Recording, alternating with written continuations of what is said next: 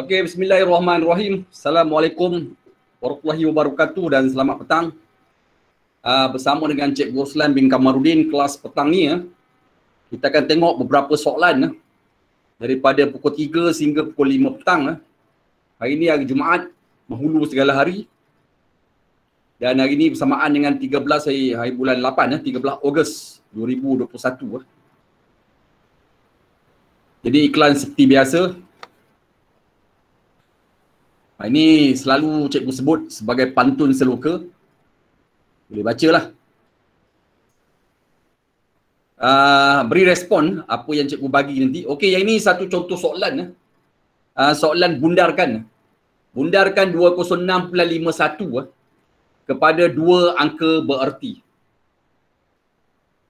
Apa jawapan dia, Firdaus? Dua angka bererti. A. Apa dia? A. Dia nak two significant figures. Dia bagi soalan tu 206.51. Bila kita sebut 200, 206, jawapan pun mesti dalam bentuk ratus lah. Kalau awak pilih jawapan A tu tak kena sebab A tu dalam bentuk puluh. Soalan tu 206.51. Dalam bentuk ratus. Rumah dia ratus. Jadi jawapan dia mesti ratus lah. Okey, dua angka bererti. Kita tengok angka yang ketiga. Angka yang ketiga, nombor dia 6 lebih daripada 5.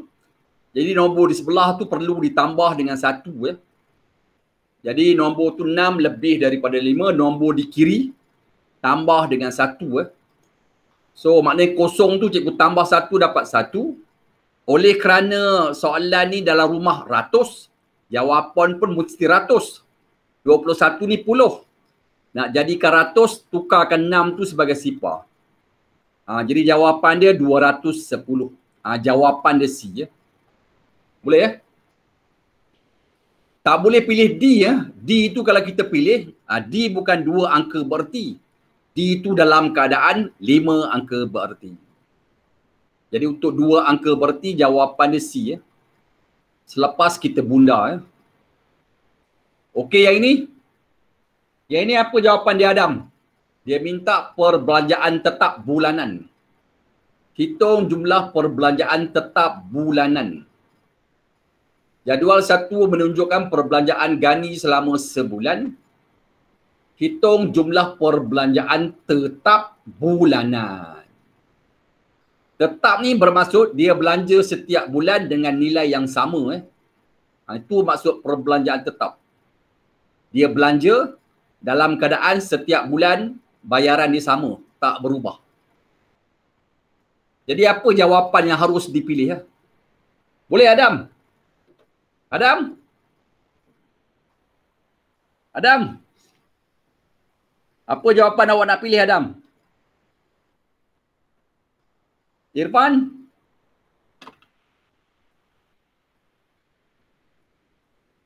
Jadi perbelanjaan tetap bermaksud nilai yang kita bayar setiap bulan tak berubah. Jadi dah tentulah kalau kita lihat dekat jadual ini, bayaran yang kita bayar setiap bulan yang tentu tak berubah adalah pinjaman kereta dan juga pinjaman perumahan. Bayaran dia setiap bulan tak berubah lah. So bermakna perbelanjaan tetap ni duduk pada pinjaman kereta dan juga pinjaman perumahan. So jawapan dia adalah 1,550. Jawapan dia A. Belanja petrol tu perbelanjaan tidak tetap sebab kita akan bawa kereta. Mungkin hari ni kita isi minyak RM50, besok mungkin isi minyak RM30. Jadi berubah-ubah. Jadi belanja kita tidak tetap. Begitu juga dengan barangan dapur. Hari ni kita beli dekat Tompat sekian harga, lepas tu besok sekian harga, dia berubah-ubah lah. Begitu juga dengan bil-bil rumah. Bil telefon, bil air, bil elektrik, dia pun tak sama setiap bulan. Jadi perbelanjaan tetap ni, dia duduk pada pinjaman kereta dan juga pinjaman perumahan yang kita bayar setiap bulan dengan kadar yang sama, tidak berubah. Okey, yang ini dia minta tolong dapatkan jawapan untuk variant. variant. Cikgu nak tengok ada kok ada yang masuk okey. Ada 4 orang ini. Firdaus, Irfan, Adam dan juga Naufal. Okey.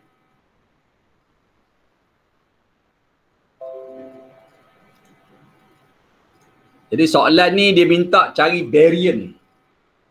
Dia bagi data dia 0.5, 0.47, 0.47, 0.9, 1.0, 1.4. Jadi kita nampak di sini bilangan nombor dia N mewakili simbol untuk bilangan nombor. Jadi jawapan N adalah 5 sebab ada 5 nombor. Kemudian kita cari jumlah untuk semua nombor. Jumlah untuk semua nombor. Bermakna 0.5 tambah 0.47 tambah 0.9 tambah 1.0 tambah 1.4. Jadi jumlah dia 4.27. Kemudian kita cari pula hasil tambah untuk kuasa 2 setiap nombor.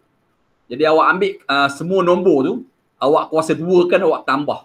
Satu demi satu. 0.5 kuasa 2 tambah 0.47 kuasa 2 tambah 0.9 kuasa 2 tambah 1.0 kuasa 2 tambah 1.4 kuasa 2. So jawapan dia bila kita tambah satu per satu, jawapan dia 4.2409. Kenapa dua perkara ni cikgu cari? Sebab bila kita nak cari variant, dia melibatkan kedua-dua ni. Jadi cuba perhatikan formula untuk variant. Ini formula untuk variant. Sebab itu cikgu cari kedua-duanya.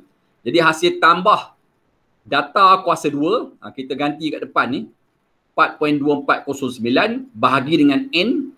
N tukar dengan 5. Kemudian sebelah kanan ni hasil tambah untuk data berkenaan kita ganti dengan 4.27 bahagi dengan N. N dia 5. Kemudian kita lakukan proses kuasa 2. Macam cikgu tunjuk tu lah. Kemudian bila kita hitung menggunakan kalkulator, jawapan dia 0.118864. Jadi kalau kita bunda 3 angka bererti, jawapan dia menuju kepada 0.119. Jadi jawapan dia D. Ini soalan ni mesti ada kalkulator. Mesti ada kalkulator untuk kita kira lah. Kalau tidak susah nak kira ni sebab dia melibatkan nombor-nombor perpuluhan. Ini kaedah mencari variant. Ada apa pun nak tanya? Boleh ya? Okey, yang ini ada 2 soalan. Yang pertama dia suruh cari punca. Yang kedua dia suruh lakarkan graf. Yang pertama tu dia suruh cari punca. Punca ni bermaksud jawapan. Dia beri fungsi kuadratik fx sama dengan negatif 2x kuasa 2 tolak 7x tambah 4. Hitung punca-punca. Punca tu bermaksud jawapan bagi fungsi kuadratik itu. Jadi dalam fungsi kuadratik itu huruf yang kelihatan huruf X. Bermakna kita nak cari nilai X. Apakah nilai X yang harus diberi? Dan nilai X ni dia akan duduk di paksi X. Bila duduk di atas paksi X, bermakna nilai untuk fx adalah kosong. Jadi untuk cari punca berkenaan, langkah pertama, kita gantikan fx tu dengan nilai sifar. Itu langkah pertama. Ganti fx dengan nilai sifar. Jadi fx ni, cikgu gantikan dengan kosong. Okey. Kemudian sebutan di sebelah kanan tu, cikgu pindah ke kiri. Kemudian di sebelah kanan tu tinggal kosong lah. Kemudian cikgu dapatlah 2x kuasa 2 tambah 7x tolak 4 sama dengan sifar. Dan daripada sini, kita lakukan proses pemfaktoran. Pemfaktoran ni okey ya. Dia banyak tajuk melibatkan pemfaktoran. Jadi pemfaktoran ni kena cekap lah. Jadi jawapan X adalah 1/2. 1/2 ni dipanggil sebagai punca lah. Dan jawapan X yang kedua, X tambah 4 sama dengan sifar. X sama dengan negatif 4. Jadi punca di sini bermaksud jawapan akhir dia. Jadi punca di sini jawapan dia 1/2 dan juga negatif 4. Itulah jawapan soalan A. Boleh ya? Boleh tak ni Firdaus? Firdaus? Boleh. Cikgu panggil kena respon ya. Naufal boleh, Naufal? Naufal? Awak tak payah malu-malu ni, awak berempat ni. Boleh ke? Boleh. Okey. Itu dia. Itu keadaan yang ada lah. Itu keadaan yang ada. Lepas itu kita nak lukis. Kita nak lukis pula. Jadi dekat sini awak nampak depan X kuasa 2 tu. Depan X kuasa 2 tu negatif 2. Jadi bila depan X kuasa 2 tu nombor dia negatif, lukisan dia mesti dalam bentuk masam. Bila depan X kuasa 2 nombor dia negatif, lukisan dia dalam bentuk masam. Masam. Dan 4 yang duduk di belakang tu dikenali sebagai pintasan Y ataupun pintasan Fx. Dan punca yang kita tahu tadi adalah negatif 1/2 dan 4. Itu punca dia. 1/2 dan negatif 4. Kemudian kita lukislah. Sebab soalan B tu dia suruh lakar.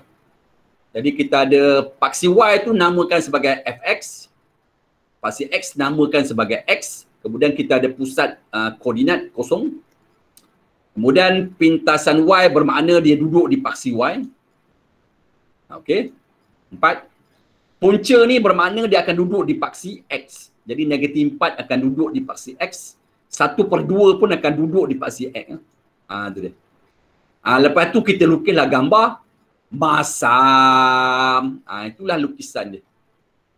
Jadi graf yang perlu dilukis sebagaimana yang cikgu tunjuk. Boleh ya? Itu gambar ni masam. Ini graf yang tepat lah.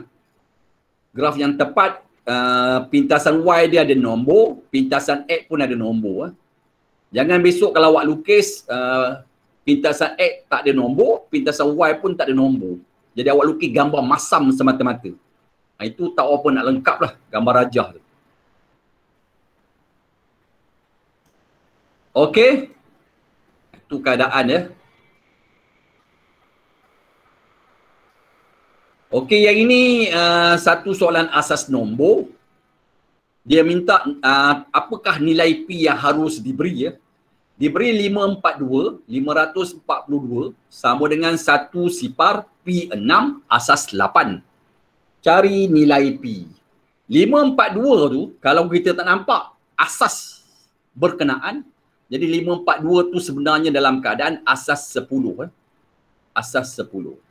Oleh kerana kita nak cari P tu, P duduk di sebelah kanan dalam keadaan asas 8, bermakna 542 ni kena tukar kepada asas 8. Itu kaedah dia lah. Supaya dia selari ya, semua asas dia asas 8. Jadi cikgu tukarlah 542 tu kepada asas 8. Jadi nak tukar 542 kepada asas 8, boleh guna kalkulator ataupun boleh guna kaedah pembahagian berulang. Macam tu. Cikgu bahagi dengan 8. So 8 darab dengan 67. So baki dia 542. Tolakkan dengan 536. 536 tu daripada 8 darab 67. So baki dia 6. Kemudian bahagi lagi dengan 8. 8 darab dengan 8, 64. Baki dia 67 tolak 64. So baki dia 3 Kemudian kita bahagi lagi dengan 8. 8 kali 1, 8. So baki dia 8 tolak 8, 0. Kemudian awak boleh ambil secara, bila dah dapat nombor 1 tu, kita boleh ambil jawapan dia dalam bentuk yang cikgu tunjuk bergarisan merah ni. Jadi 542 tu, asas 10, dalam asas 8 nilai dia 1036. So cikgu tukarlah 542 ni dengan 1036. Jadi bila awak tengok kedudukan P dengan kedudukan 3, dia berada di kedudukan yang sama. Jadi P jawapannya 36. P adalah 3. P dengan 3 tu kedudukan yang sama. Jadi P jawapan dia 3. So jawapan dia C lah. Yang ini saya ingat tak ada masalah untuk awak. Ini soalan yang memang sepatutnya betul lah. Tidak ada problem lah.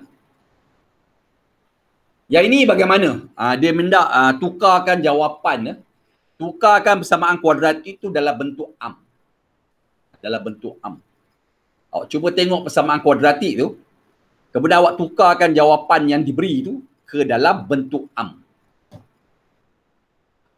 Boleh ya? Okey, mula-mula kita kembanglah P tolak 2 berkuasa 2 tu. Kita darab 2 kali. Okey. Kemudian kita kembangkan P tolak 2 dengan P tolak 2 tu cikgu darab. Dapat yang itu kan. Tambah 3P kuasa 2 sebagai sifar. Kemudian kita darabkan setiap sebutan tu dengan nombor 2 yang duduk di luar ni. Darabkan dengan 1 per 1. Dapat seperti mana yang cikgu tulis tu. Kemudian kita permudahkan apa yang kita dapat. 2P kuasa 2 tambah 3P kuasa 2 dapat 5P kuasa 2. Tolak 4P, tolak 4P dapat tolak 8P. Tambah dengan 8 sama dengan sifar. Inilah bentuk am dia. So jawapan dia D ya. Jawapan dia D. Boleh ya? Jawapan dia D. Jawapan dia D ya.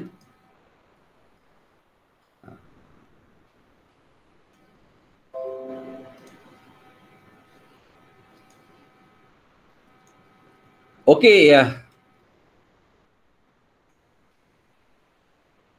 Yang ini kita nak cari julat antara kuatil.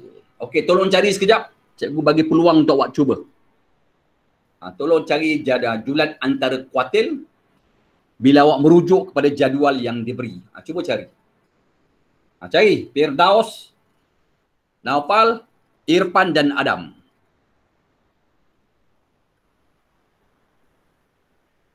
Jadual di bawah menunjukkan jarak di antara rumah dengan sekolah bagi 36 orang murid. Hitung julat antara kuatil bagi data itu. Kaedah tak terpulang pada kaedah apa yang awak nak buat sebab ini merupakan soalan kertas 1. Soalan kertas 1 ni kita hanya mencari antara ABCD yang mana satu kita nak cari jawapan yang sebenar. Jadi terpulanglah kaedah apa awak nak buat. Yang penting jawapan awak dapat jawapan yang betul lah. Okey. Jadi jumlah murid dalam soalan ini 36 orang murid. Jadi awak cari julat antara kuatil. Kena ingat formula julat antara kuatil lah. Apa formula dia. Okey, cikgu nak tanya. Adam, apa jawapan dia Adam? Adam?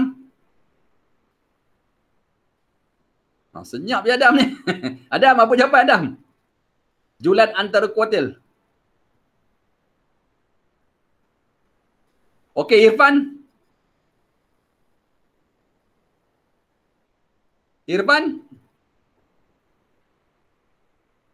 Irfan? Irfan, ada tak Irfan? Naufal?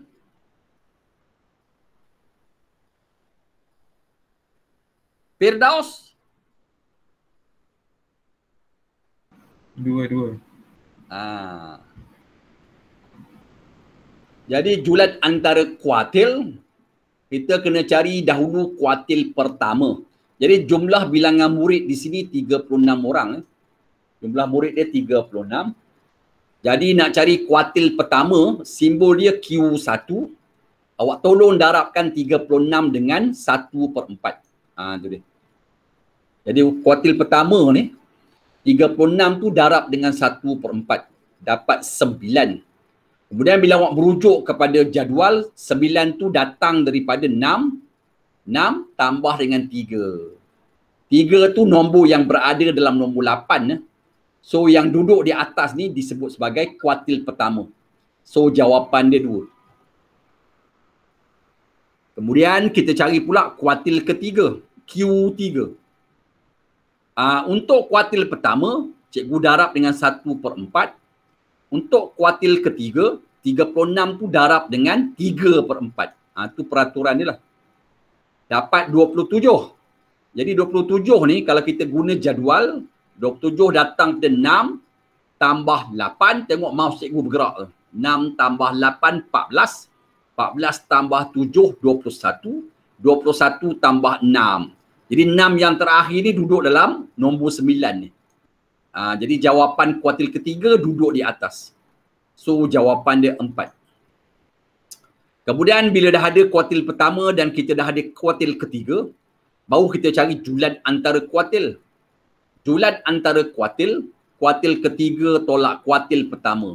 Itu formula dia lah. Dan bila awak ganti kuartil ketiga dengan 4, kuartil pertama dengan 2, 4 tolak 2. So jawapan julat antara kuartil, jawapan dia 2. So jawapan dia B ya. Jawapan dia B. Boleh ya? Ni standby lah. Okey, yang ini pula. Ini tajuk kebarangkalian. Cuba cari. Cari dahulu sebelum cikgu tunjuk yang mana satu jawapan yang betul. Cuba cari. Sebuah almari mengandungi 2 helai kemeja hitam, 3 helai kemeja kuning dan 5 helai kemeja merah. 2 helai kemeja dipilih. 2 helai kemeja dipilih. 2 helai kemeja dipilih. Baca soalan tu elok. Secara rawak. Cari kebarangkalian bahawa kedua-dua helai kemeja itu adalah sama warna. Same color. Mana jawapan? Tolong kira. Pastikan bersama dengan awak tu ada kalkulator. Ada kalkulator, ada kertas untuk dikira.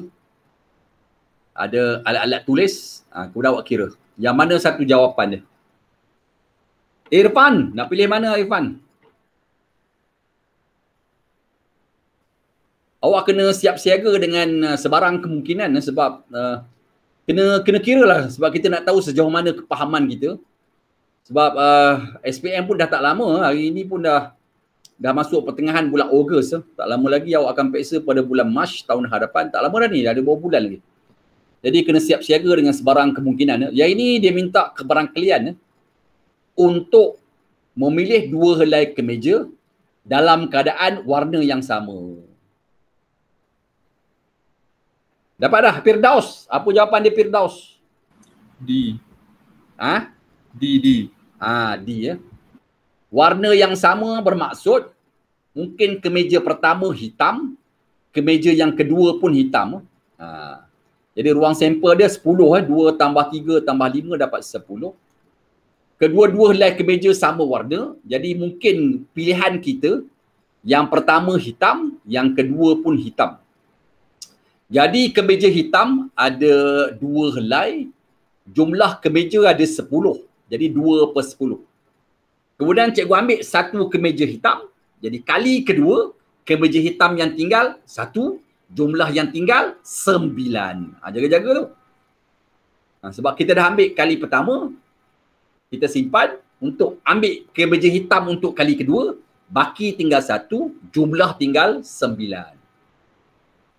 Mungkin juga untuk warna yang sama ni, mungkin juga kita pilih, atau ni guna tambah, mungkin juga kita pilih yang pertama kuning, yang kedua pun kuning. Dua-dua sama warna. Kuning di sini ada 3, jumlah ada 10. Ambil satu kuning, jadi baki untuk tinggal kuning yang kedua adalah 2/9. Jaga-jaga tu. Kemudian ada satu lagi kemungkinan atau kita guna tambah. Kemungkinan yang kedua untuk sama warna, kita pilih kedua-duanya berwarna merah. Jadi merah ada 5 helai daripada jumlah 10. Ambil sehelai merah. Jadi untuk baki selai merah yang kedua tinggal 4 daripada 9. So yang ini kalau dikira satu persatu kemudian kita tambah, kita dapatlah jawapan 28/90. Kemudian bila kita kecilkan dengan bahagi CP2, jawapan dia dapatlah 14/45. So jawapan dia D ya. Okey. Yang dapat D tu tahniah lah, betul lah tu. Itu cara kita berfikir untuk jawab soalan kebarangkalian. Okey, yang ini. Yang ini mana satu ni? Adakah palsu ataupun benar? Cikgu nak cubalah. Naufal. Bagi jawapan Naufal. Palsu ke benar? Salah tak mengapa? Kita belajar ni. Naufal? Sejam. Benar ke palsu?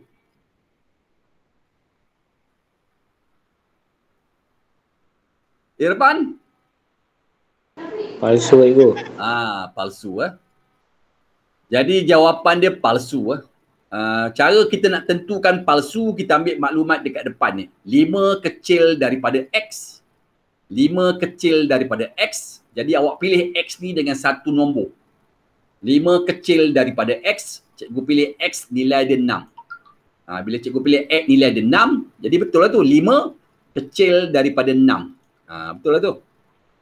Jadi X cikgu pilih 6. Kemudian X yang duduk di belakang ni, cikgu gantikan dengan nilai 6. Jadi cikgu ganti X tu dengan 6. Kemudian bila cikgu baca, negatif 5 kecil daripada negatif 6.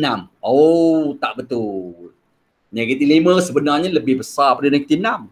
Jadi kenyataan di belakang tu tak betul. Negatif 5 kecil daripada negatif 6. Jadi dia dalam keadaan palsu. Jadi jawapan dia palsu. Jadi awak ganti. Besok kalau jumpa soalan begini, X tu awak ganti dengan satu nombor lah. Pilih satu nombor. 5 kecil daripada X, pilih X tu 6. Sebab 5 kecil daripada 6. Jangan awak pilih X tu 3. 5 kecil daripada 3, memang tak betul lah cerita depan tu. Jadi awak pilih supaya cerita di hadapan tu benar. Lepas tu awak test dekat belakang. Bila awak test kat belakang, didapati palsu. Jadi jawapan dia palsu lah. Okey, yang ini pula. Okey. Naufal. Yang ini dia nak jawapan kontrapositif. Kontrapositif. Apa jawapan kontrapositif? Apa jawapan? Apa jawapan dia, Adam? Adam dia senyap dia semalam dari tadi ni. Apa jawapan dia, Adam? Kontrapositif. Senang itu.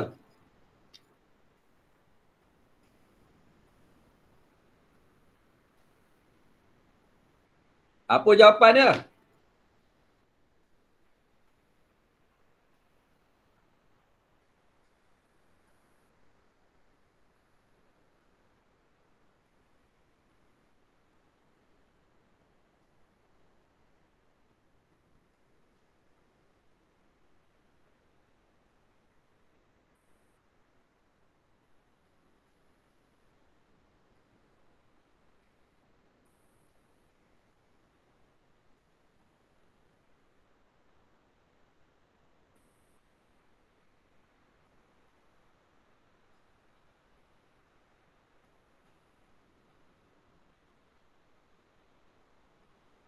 Firdaus. Apa jawapan Firdaus? Kita nak cari kontrapositif. Jika X tidak sama dengan 8, maka X darab 3 tidak sama dengan 24. Bagus. So, kita salin jika, kita salin maka, lepas tu ambil yang di belakang ni, pindah ke depan, dalam keadaan tanda dia terbalik. Jadi dekat sini tanda dia sama dengan, bila awak pindah ke depan, tukar kepada tidak sama dengan. Kemudian yang depan ni bawa ke belakang, tukar tanda. Sama dengan kepada tidak sama dengan. Itulah kontrapositif. Dia tukar tanda je. Terbalikkan dia punya sebutan, dalam waktu yang sama, tolong tukar tanda. Boleh ingat itu kaedah mencari kontrapositif.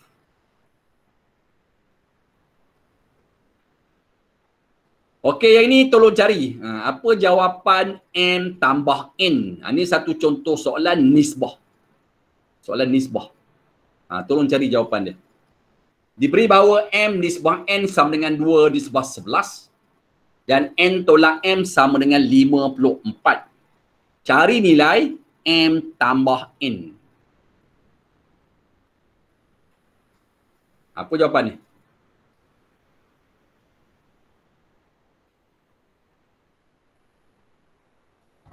Tolong kira sekejap.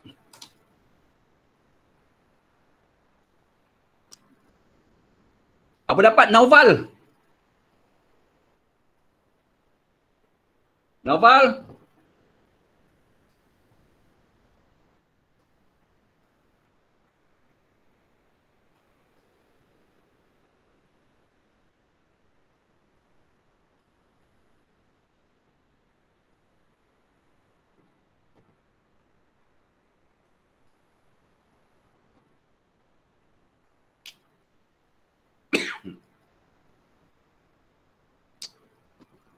Jadi awak ambil maklumat dia, M nisbah N sama dengan 2 nisbah 11. Jadi kalau cikgu letak di sini atas dan bawah, jadi kita tahu bahawa M bacaan dia 2, N bacaan dia 11. Okey, cikgu nak tanya Firdaus lah. Firdaus, apa jawapan awak dapat? Firdaus? Ya. Berapa dapat? M tambah N.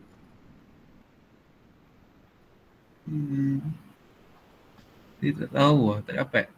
Okey.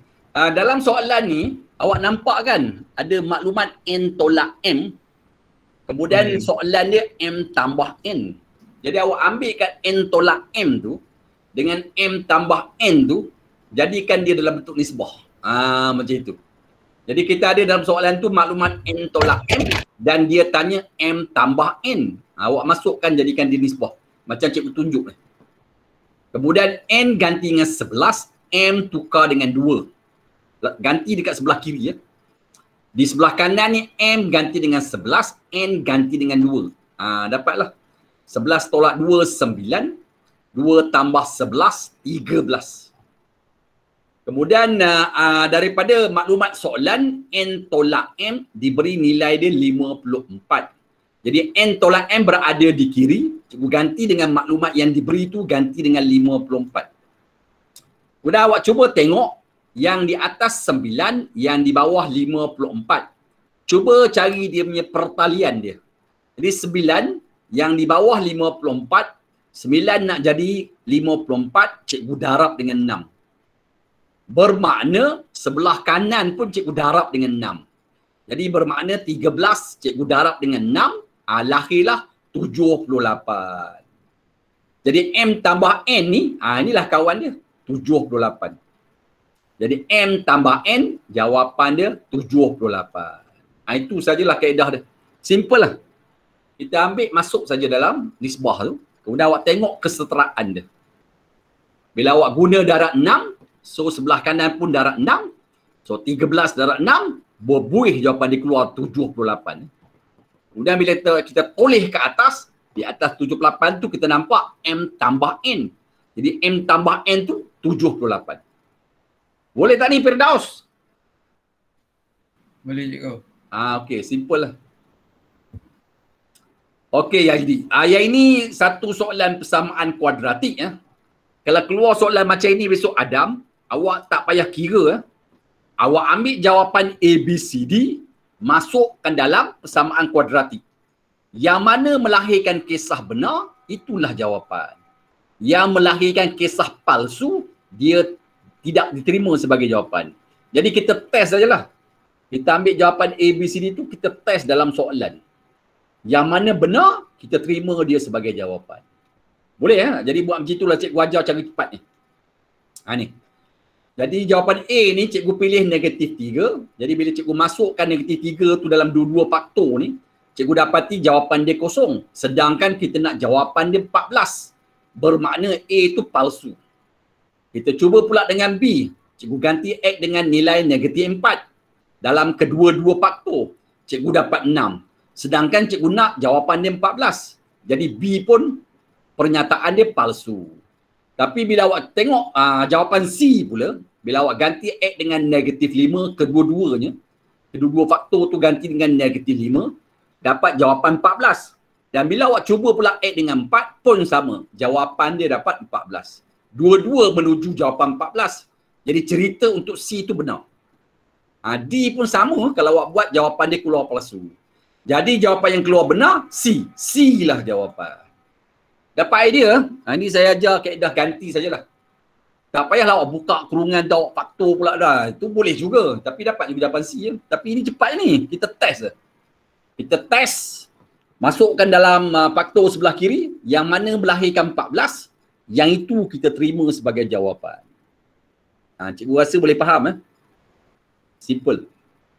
Ni satu kaedah lah. Sebab ni soalan kertas satu. Kertas satu ni kita hanya nak mencari antara ABCD yang mana yang benar. Jadi kita pakailah kaedah yang ini. Cepat. Okey. Okey, yang ini cuba cari jawapan. Ini persamaan kuadratik. Nak tengok sejauh mana awak ingat dah. cara menyelesaikan persamaan kuadratik. Cuba jawab ni Adam. Ambil kertas, tulis pada kertas, kira elok-elok.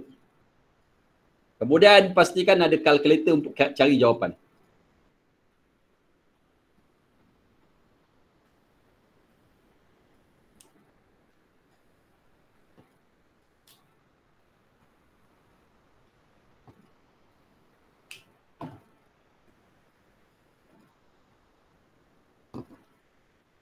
Okey? Siap dah?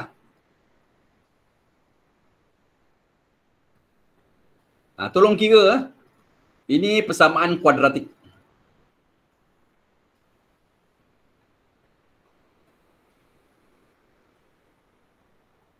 Biasanya kalau jumpa soalan seperti ini, kita akan lakukan proses darab silang. Maknanya 5x tolak 4 tu darab dengan 3x. Letak ataupun tulis di sebelah kiri. 4 darab dengan x tolak 1, tulis di sebelah kanan. Okey. Kemudian awak kembang di kiri. Okey, dapat yang itu. Kemudian awak kembang pula di sebelah kanan. Dapat yang itu.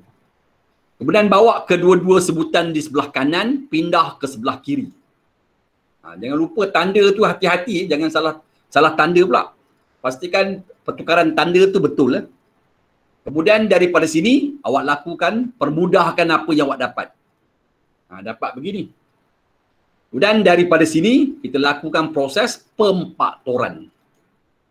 Ini satu markah ni. Kemudian daripada sini, cikgu lakukan proses pemfaktoran. Dapat pula markah yang kedua. Kemudian ambil yang depan tu 3x tolak 2 sebagai sifar. 3x sama dengan 2. X sama dengan 2 per 3. Yang ini jawapan yang pertama. Dapat satu markah. Kemudian 5x tolak 2 sama dengan sifar. 5x sama dengan 2. X sama dengan 2 per 5. Satu lagi markah. So, markah penuh 4. Cikgu rasa semua dapat jawab ya. Irfan, Naufal, Adam dan juga Firdaus. Keempat-empat boleh jawab ya. Okey, yang ini pula. Cuba selesaikan soalan ini. Baca dulu. Ini dalam bentuk dui bahasa. Cikgu bagi dalam BM. Yang ini soalan dia. Cuba cari jawapan.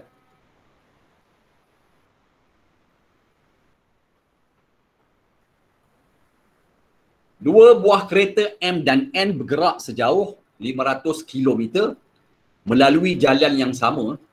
Kereta M mengambil masa X jam, manakala kereta N mengambil masa X tambah 2 jam. Diberi bahawa beza laju purata antara kereta M dengan N ialah 30 km per jam. Tuliskan satu persamaan kuadratik dalam sebutan X berdasarkan situasi tersebut. 4 markah.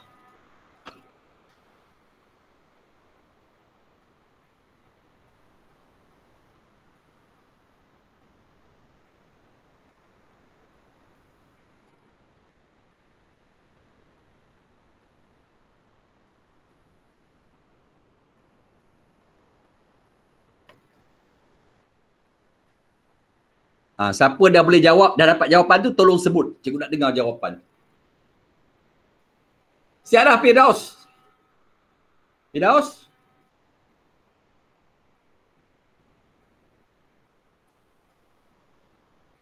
Firdaus, dah siap belum? Firdaus?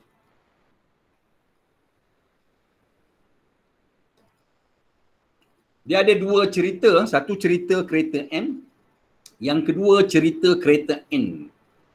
Jadi awak ambil data kedua-duanya. Jadi kereta M ni jarak dia 500 km. Masa dia X. Laju sama dengan, laju purata sama dengan jumlah jarak bahagi dengan jumlah masa. Jadi awak ganti jumlah jarak dengan 500. Jumlah masa dengan X. Laju purata untuk kereta M adalah 500 per X. Kemudian kita cari pula untuk kereta N. Kereta N jarak dia sama 500 km.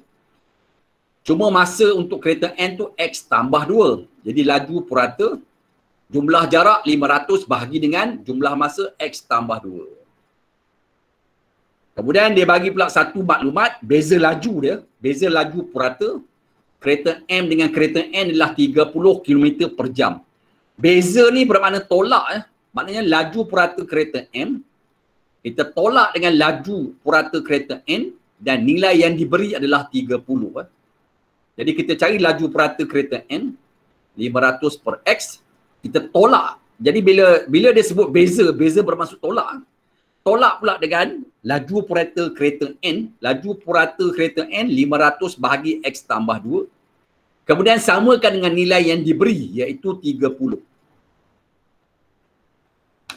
Dan biasanya kelazimannya kalau jumpa bentuk begini, kita permudahkan menggunakan darab silang. Bermakna 500 darab dengan X tambah 2. 500 darab dengan X tambah 2, tolak. Kemudian X darab dengan 500. Okey. Lepas tu bahagi dengan, yang bawah pun kena darab. X darab dengan X tambah 2. Itu kaedah darab silang. Samakan dengan 30. Kemudian sebutan di atas tu kita kembangkan. Jadi sebutan di atas tu bila cikgu kembang, 500 kali X, 500X, 500 kali 2 dapat 1000. Tu dia. Kemudian yang di bawah kita kembang, X kali X, X kuasa 2, X kali 2 dapat 2X. Kemudian 500X, kita boleh batalkan dengan 500X di belakang sebab ada tanda tolak tu. 500X mati dengan 500X di belakang. So tinggal yang ini. Dan letak di bawah 30 tu 1, cikgu darab silang lah. 30 darab dengan X kuasa 2 tambah 2X. Okey, tak silang. 30 darab dengan X kuasa 2 tambah 2X. Tengok ke atas, cikgu tunjuk ke atas. Kemudian 100 darab dengan 1. Dekat atas tu. 1000 darab dengan 1. Dapat 1000 lah. Tu yang atas tu. Boleh Kemudian cikgu kembang. Bawa 1000 tu ke sebelah kiri. Dapat begini. Kemudian cikgu bahagi sebutan tu dengan 10. Inilah persamaan kuadratik. 3X kuasa 2 tambah 6X tolak 100 sama dengan sifar. Itulah jawapan persamaan kuadratik yang dikehendaki oleh soalan. Boleh Adam? Adam? Boleh tak Adam? Adam, boleh tak Adam?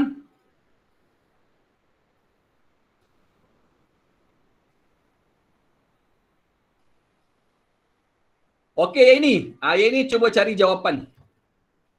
Baca soalan dan cari jawapan. Rajah di bawah menunjukkan coklat yang dijual di sebuah kedai. Jadi harga dia RM5. Puan Lily ingin membeli coklat tersebut dan dia cuba menawar untuk mendapat harga yang lebih murah.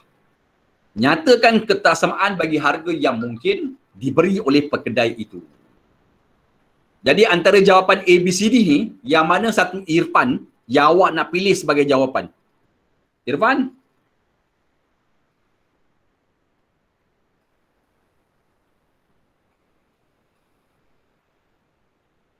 Mana satu Irfan jawapan?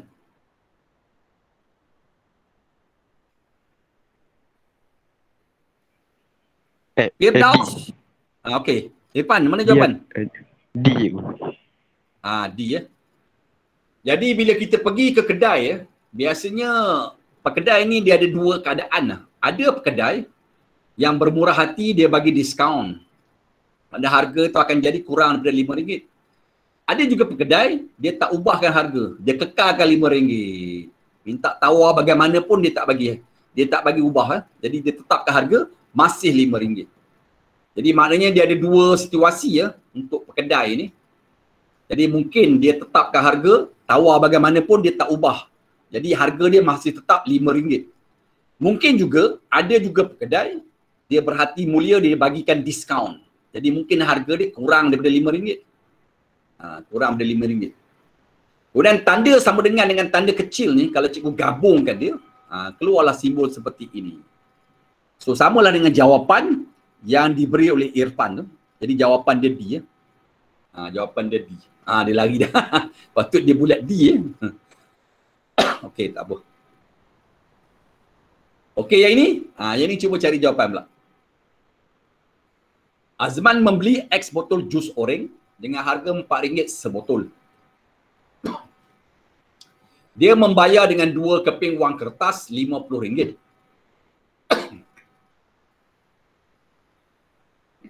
Dan baki wangnya adalah lebih daripada Rn20. Antara berikut yang manakah benar?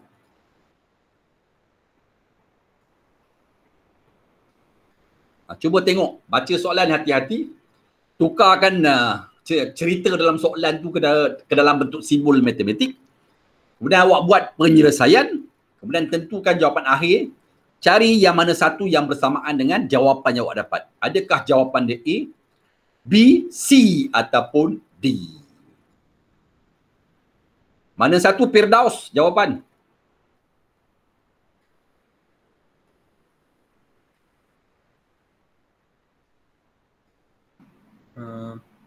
Firdaus? Azman ni, dia pergi kedai, dia nak membeli jus oreng, sebotol harga dia RM4. Dia beli X botol. Jadi jumlah harga dia 4 kali X lah. Kemudian, dia bayar kepada pekedai itu dengan menggunakan 2 keping duit RM50. Kemudian pekedai itu pulangkan duit baki kepada Azman tu lebih daripada RM20. Jadi awak ambil cerita yang cikgu sebut tu, jadikan dalam bentuk simbol matematik. Jadi Azman ni dihulur RM50 2 keping. Jadi bermakna 50 kali 2. Dia nak bayar ni. Jadi untuk dapatkan pulangan baki tu, mesti tolakkan dengan harga jus oreng yang dibeli. Jadi harga sebotol RM4, dia beli X botol. Bermakna tolakkan dengan 4X. Ini kaedah memulangkan baki. Dan baki yang dia pulang tu, didapati lebih daripada RM20. Tu. Lebih daripada RM20. Dan 50 kali 2 dapat 100. Dan 100 tu cikgu bawa ke sebelah kanan. Dia jadi tolak. Bawa ke kanan jadi tolak. 20 tolak 100 dapat negatif 80. Kemudian negatif 4 tu darab. Cikgu bawa ke sebelah kanan. Dia jadi bahagi. So negatif 4 tu bila pindah ke kanan jadi bahagi. Yang ini awak kena berhati-hati. Kalau nombor negatif pindah ke kanan dalam bentuk bahagi, dalam bentuk bahagi, dalam bentuk bahagi, dalam bentuk bahagi, simbol yang ada tu kena terbalik. Jadi simbol lebih besar, tolong tukar kepada simbol lebih kecil. Negatif bagi negatif positif, 80 bagi 4, 20. Inilah jawapan. So jawapan dia A. Jawapan dia A. Boleh ya? Rasanya boleh fahamilah kaedah yang cikgu tunjuk ni. Jelas lah. Ni kaedah memulangkan duit baki lah. Jadi biasanya kalau customer datang, pelanggan datang ke kedai, dia akan bayar duit. Pekedai akan fikir nak pulang, dia akan tolak dengan harga barang yang dibeli. Lepas tu dapatlah baki yang akan dipulangkan kepada pelanggan berkenaan. Okey yang ni, tolong cari sekejap. Apakah pintasan Y untuk garis lurus KL? Dan diberitahu dalam soalan ni PQ dan KL dalam keadaan selari. Jadi apakah pintasan Y untuk garisan KL? Pintasan Y bermakna dia akan berada ataupun dia akan memotong paksi Y. Itu pintasan Y.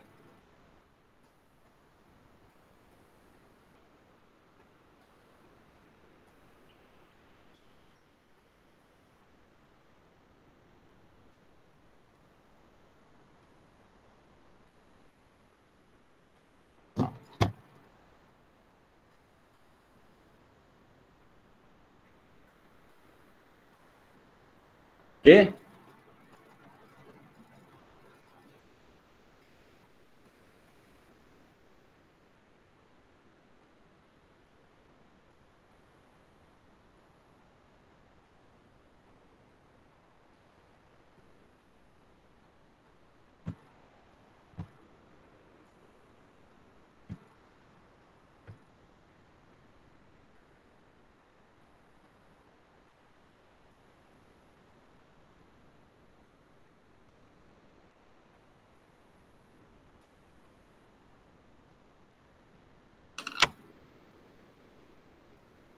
Apa jawapan dia Firdaus?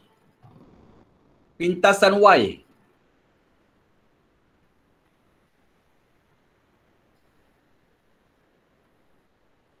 Ya, cikgu. Yang mana jawapan A, B, C ataupun D? Jawapannya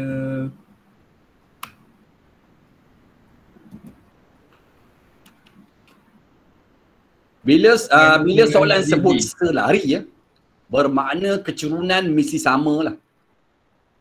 Dan oleh kerana dia nak pintasan Y, awak ambil garisan biru ni, letak satu titik di paksi Y untuk mewakili pintasan Y ya. Katakan titik tu cikgu beri nama dia sebagai T lah. Jadi cikgu letak dia sebagai, koordinat dia sebagai 0Y. Jadi maknanya kita nak cari Y lah, sebab Y tu simbol kepada pintasan Y ya. Okay.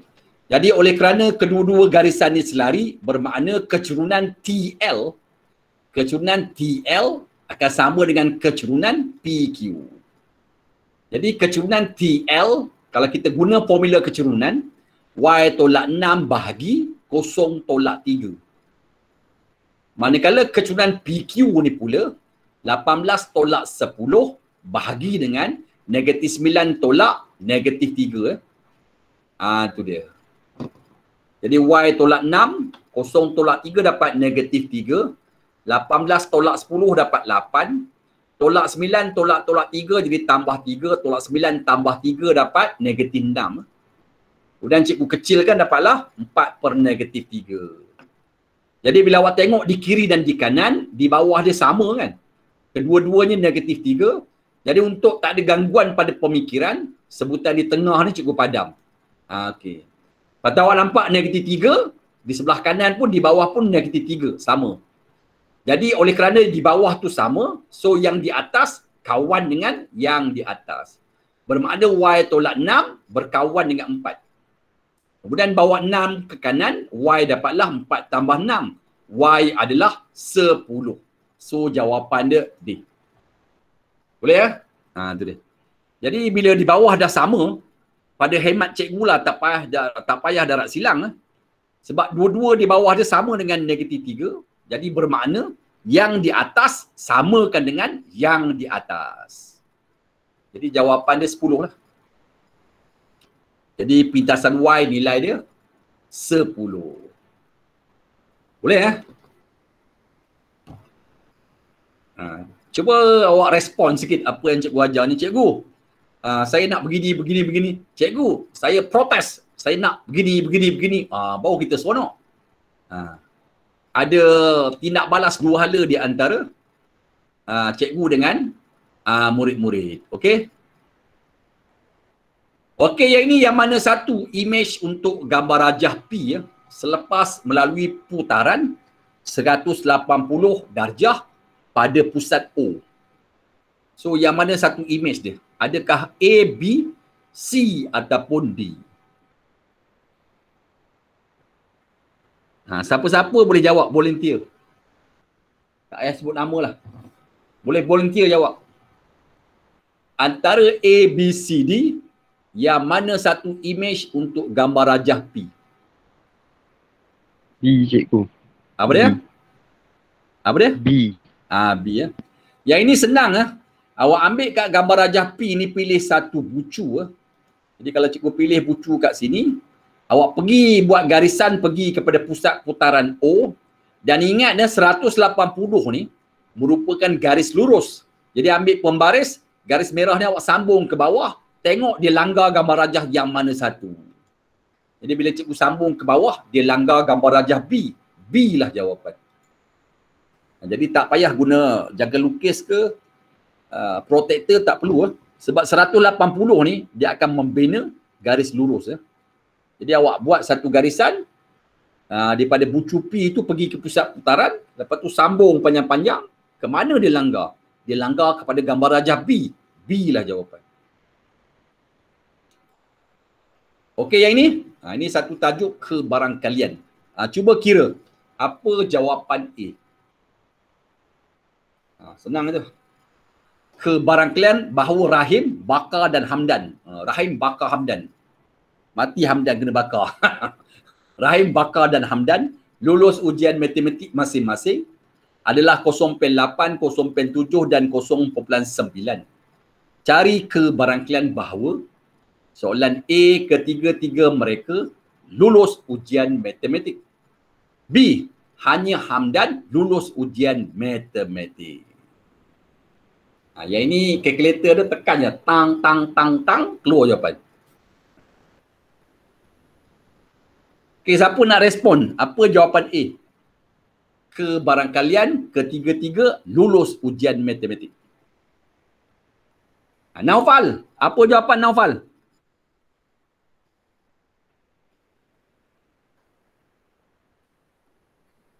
Senyap ni. Adam, apa jawapan A, Adam?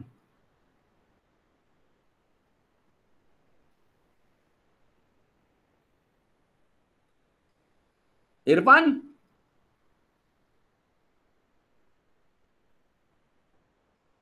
Apa jawapan Firdaus? 0.504. Itu dia. Dia kata ketiga-tiga lulus matematik bermakna Rahim lulus dan Baka lulus dan Hamdan lulus.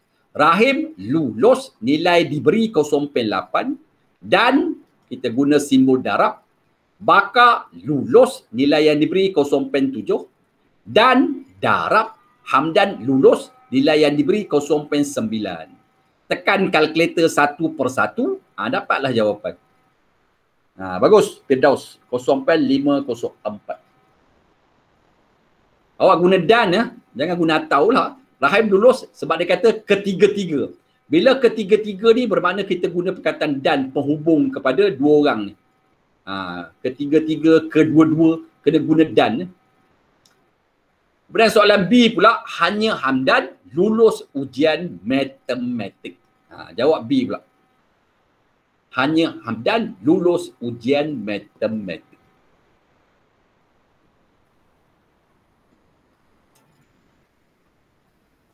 Yang itu bahasa tersirat tu.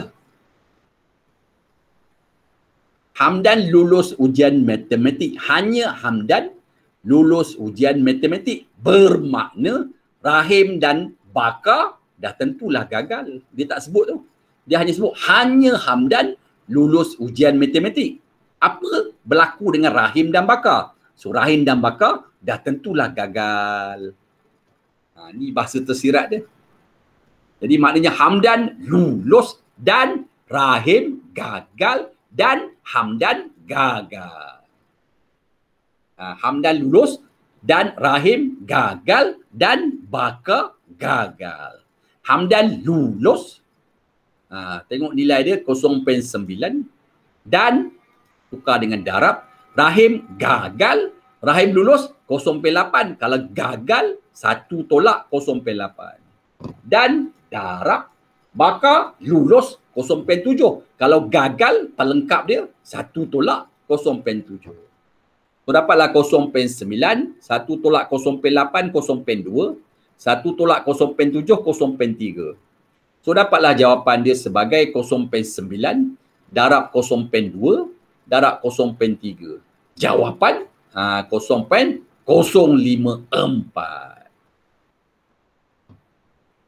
Okey, boleh ya? Boleh Adam Rasanya okey ni. Soalan simple ni.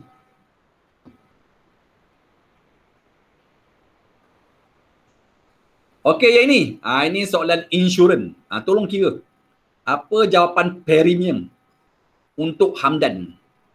Premium tahunan yang dibayar oleh Hamdan. Nak cari jawapan kena tengok dia punya jadual tu.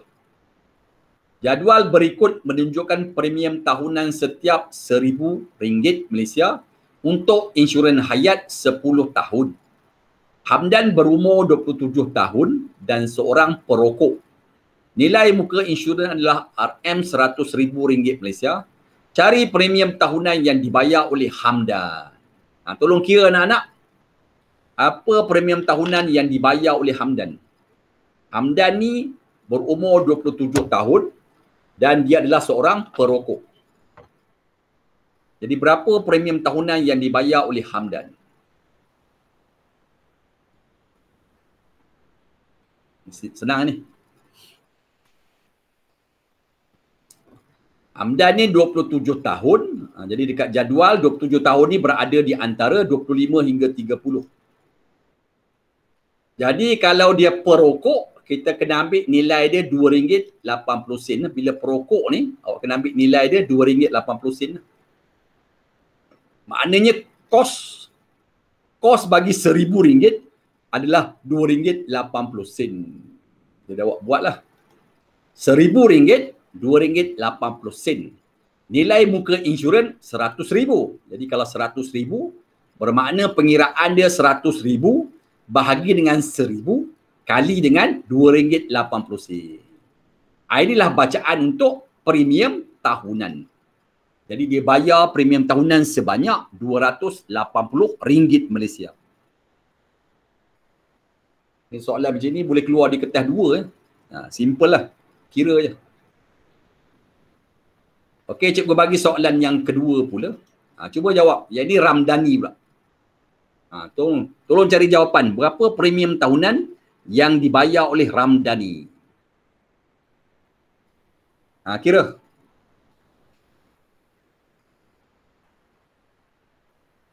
Ramdhani ni umur dia 32 tahun dan dia ni bukan seorang perokok lah.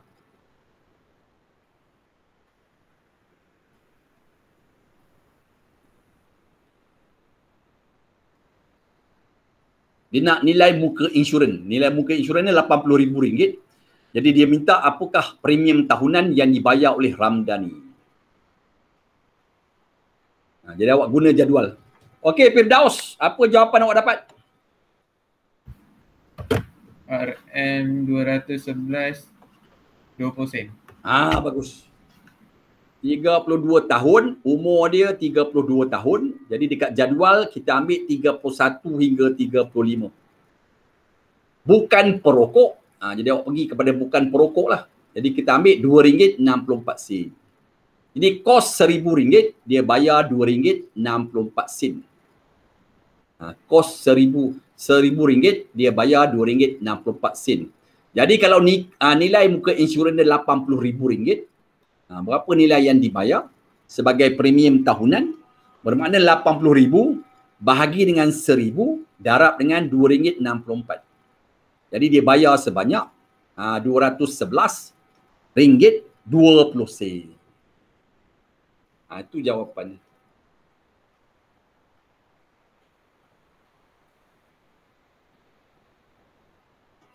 Okey, yang ini pula. Cuba cari jawapan soalan ni. Baca sekejap. Jadual berikut menunjukkan premium tahunan insurans kemalangan diri berdasarkan keselamatan kenderaan pemegang polisi.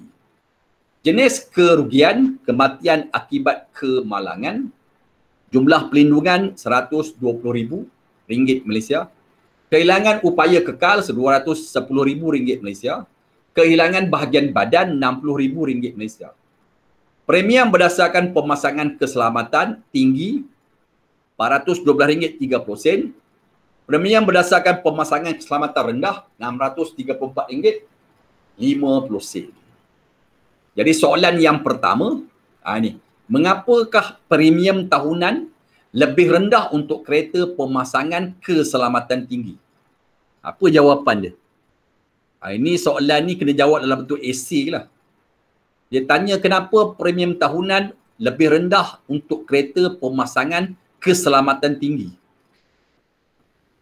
Sebab kalau awak tengok dekat jadual dia hanya dibayar RM412.30 berbanding dengan pemasangan keselamatan rendah. Bayarannya tinggi ya, RM634.50. Apa sebab? Apa sebab? So jawapan dia, sebuah kereta dengan kelengkapan keselamatan yang lebih tinggi mempunyai risiko yang lebih rendah untuk mengalami kerugian. Kereta dia canggih dari segi brake semua canggih kan. Jadi di segi kemalangan tu dia dapat tanggung lah. Dia dapat risiko untuk kemalangan tu rendah. Okey, untuk soalan B pula. Ini soalan B. Sekiranya pemegang polisi kehilangan bahagian badan, dan membelanjakan RM75,000 Malaysia untuk pembedahan, berapakah kos yang perlu ditanggung oleh pemegang polisi? Senang ini. Awak tengok dekat jadual, cerita dia kehilangan bahagian badan. Tengok dekat jadual, awak pilih ruangan kehilangan bahagian badan. Jadi kalau awak tengok dekat jadual tu kehilangan bahagian badan, jumlah perlindungan dia RM60,000 Malaysia. Manakala kos pembedahan dia RM75,000 Malaysia. Jadi berapa kos yang ditanggung oleh pemegang polisi? Firdaus, apa jawapan B tu Firdaus? RM15,000. Senang sangat. 75,000 tolakkan dengan 60,000. Jadi 15,000 akan ditanggung oleh pemegang polisi. Ini kalau keluar peksa ni kita boleh gelak ketawa lah. Senang. Okey, yang ini tolong baca dan tolong carikan jawapan untuk Ramlan. Ramlan menjual 4 batang pen yang berharga RMX tambah 5 sebatang. Jumlah jualannya ialah RMX tambah 6 berkuasa 2. Hitung jumlah jualan dalam RM yang diperoleh oleh Ramlan. Jumlah jualan. Maknanya berapa ringgit Ramlan dapat? Sebatang pen harga dia X tambah 5. Dia beli 4 batang. Jadi bermakna 4 darab X tambah 5. Dan jumlah jualan dia X tambah 6 berkuasa 2. Jadi awak cantumkan dia, jadikan dia persamaan. Jadi satu batang pen, harga dia X tambah 5. Jadi kalau 4 batang pen, bermakna 4 darab X tambah 5.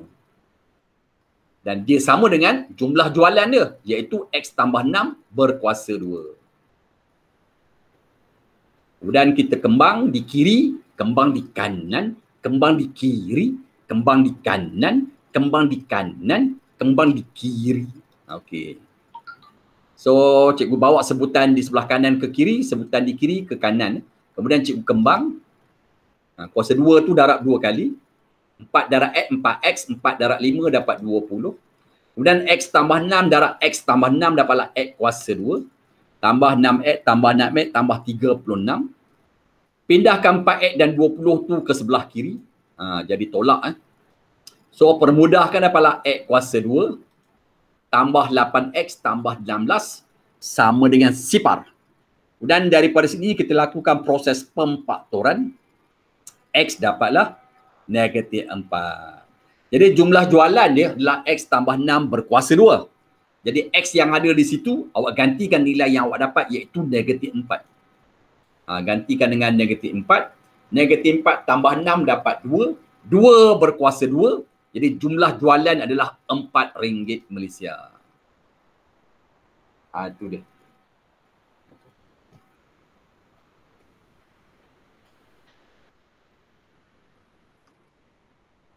Jadi kalau awak ganti X dengan negatif 4, jadi harga sebatang pen ni RM1 lah. Negatif 4 tambah 5, 1. Jadi satu batang pen harga dia RM1. Jadi kalau beli 4 batang, RM4 lah. Boleh ya? Si cikgu okey tu. Okey, yang ni kita santai. Kita cuba tengok soalan asas nombor ni. Diberi bahawa Q asas 5 sama dengan 256 asas 8. Cari nilai Q. Kita santai ni.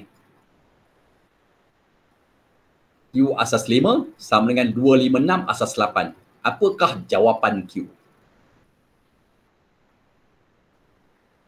Cuba kira ni Naufal. Naufal? Naufal? Apa jawapan dia Naufal? Afham?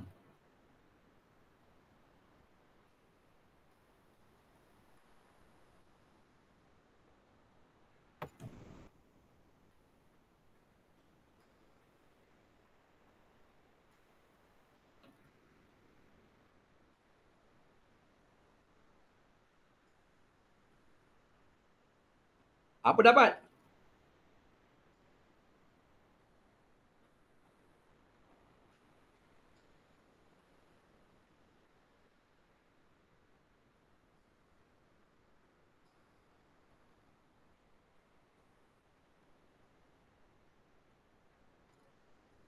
B. Apa dia?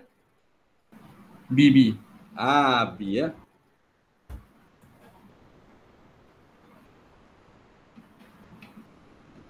Okey, kita nak bacaan Q. Q tu berada dalam asas 5.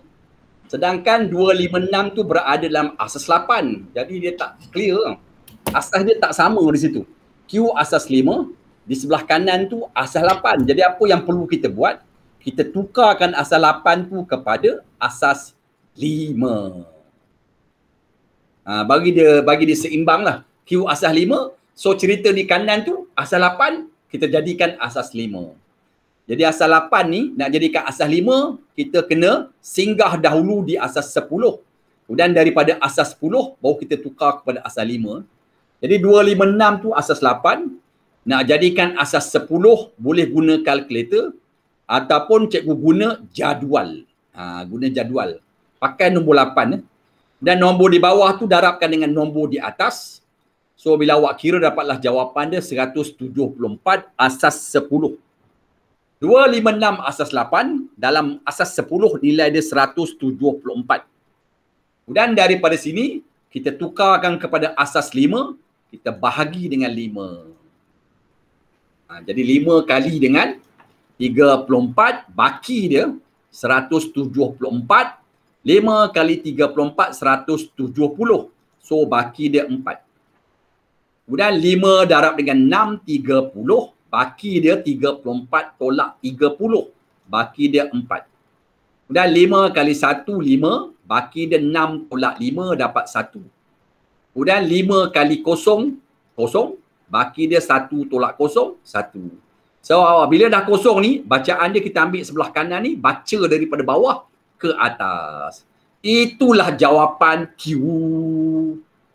Jadi Q ni jawapan dia adalah 1144 asas 5. Jadi Q jawapan dia B ya. Boleh ya? Ini simple lah soalan ni. Ini kaedah cikgu ya. Kalau awak nak guna kaedah awak sendiri pun tak mengapa. Yang penting jawapan mesti jawapan B. Tak kisahlah apa kaedah. Jawapan dia tetap B. Yang ini operasi tambah. Adam, apa jawapan Adam? Adam?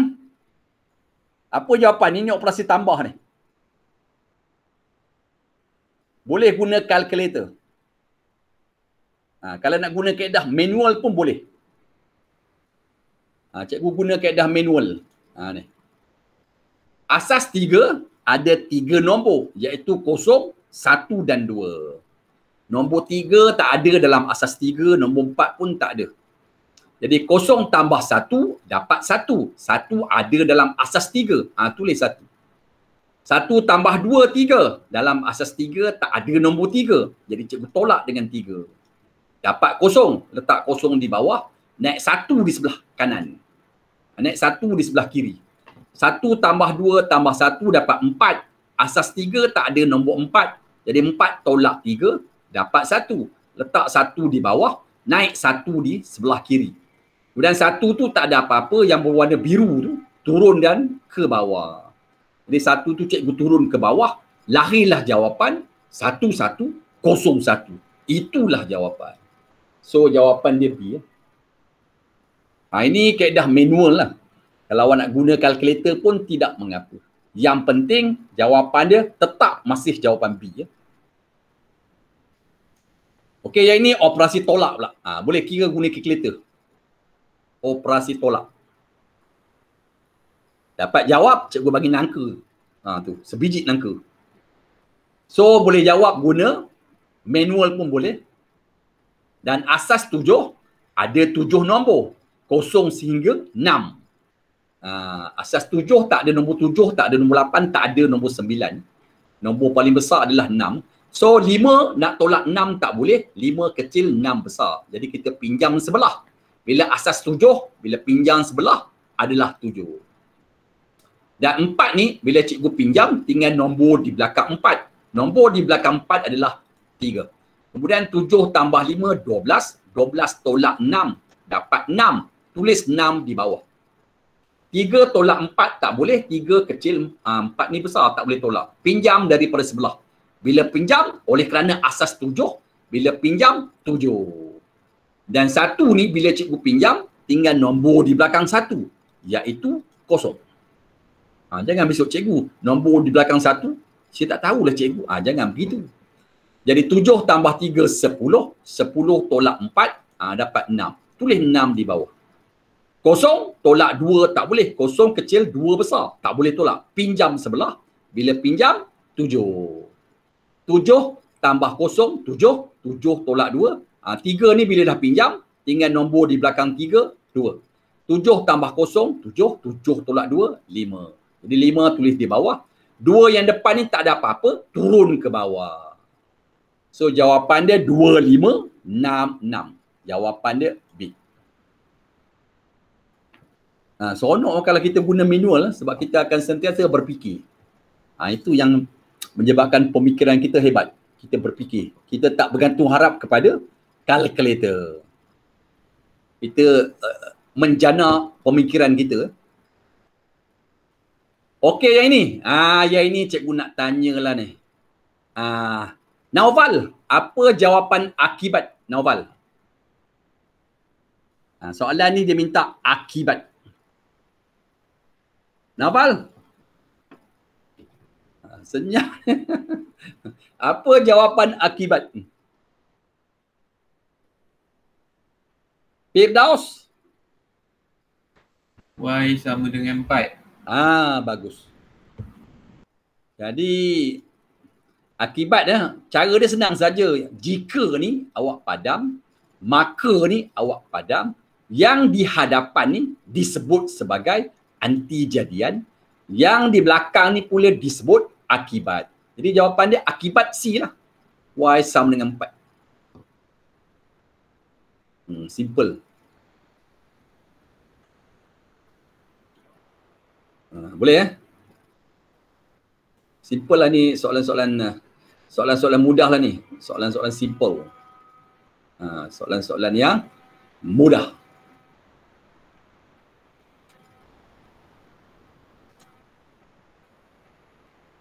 Yang ini dia tanya penjelmaan manakah mewakili suatu pembesaran.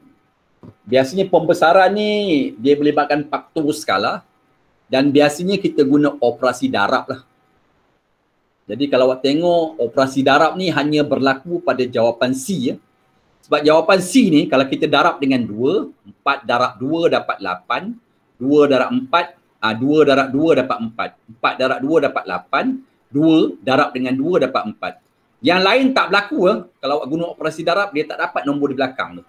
So yang mengalami proses pembesaran jawapan dia C. Ni kalau keluar peksa ni boleh jawab dalam masa 3-4 saat lah.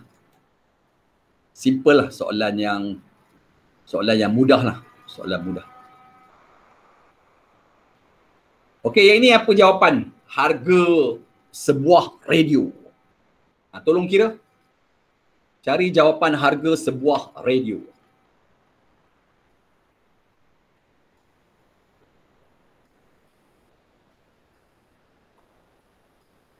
Jumlah harga bagi 3 radio yang sama dan 2 sereka yang sama adalah RM945 Malaysia. Jika harga sebuah radio adalah RM65 lebih daripada harga sebuah sereka, hitung harga sebuah radio.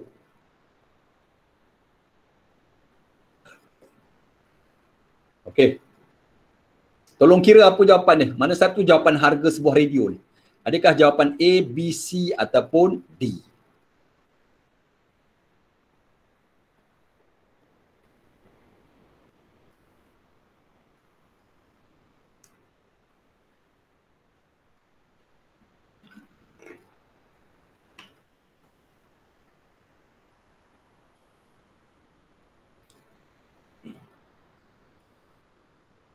Boleh?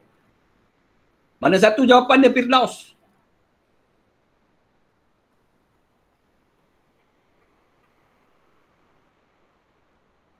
Jawapannya A.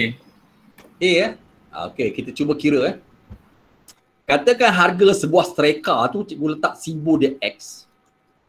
Kemudian harga sebuah radio lebih RM65 daripada harga striker. Jadi harga radio tu X tambah 65. Sebab dia kata harga radio lebih RM65 daripada harga striker. Jadi harga radio jadilah X tambah 65. Kemudian ada tiga buah radio yang sama harga. Sebuah harga dia, tiga radio yang sama. Jadi satu radio, harga dia X tambah 65. Jadi kalau ada 3 buah radio, 3 darab X tambah 65. Tambahkan dengan 2 striker. Sebuah striker harga dia X, kalau 2 striker, 2X.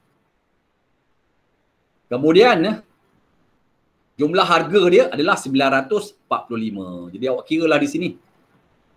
Jadi bila awak kira kembang, dapatlah jawapan.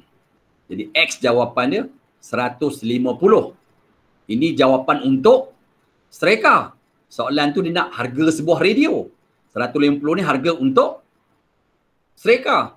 Harga sebuah radio X tambah 65. Jadi awak ganti dekat X tambah 65 ni, gantikan X dengan nilai 150. So dapatlah harga radio dia RM215. So jawapan dia D ya. Jangan beri jawapan 150. Jawapan 150 tu harga untuk striker. Soalan tanya harga untuk radio. Boleh rasa cikgu boleh faham tu. Clear lah, clear. Okey, yang ini yang mana satu persamaan kuadratik. Cuba kira. Adakah jawapan A, B, C ataupun D?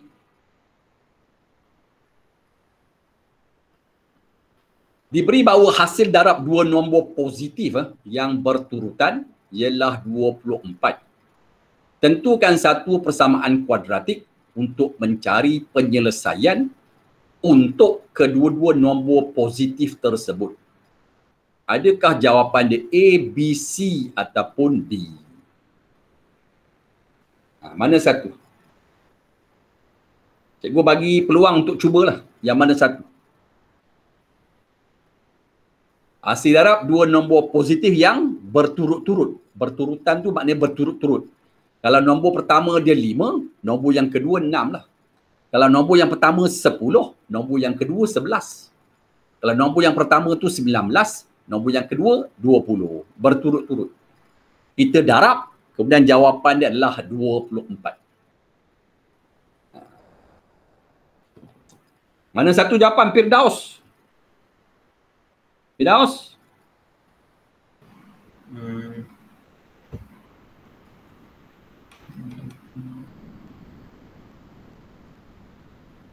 Apa jawapan dia Firdaus?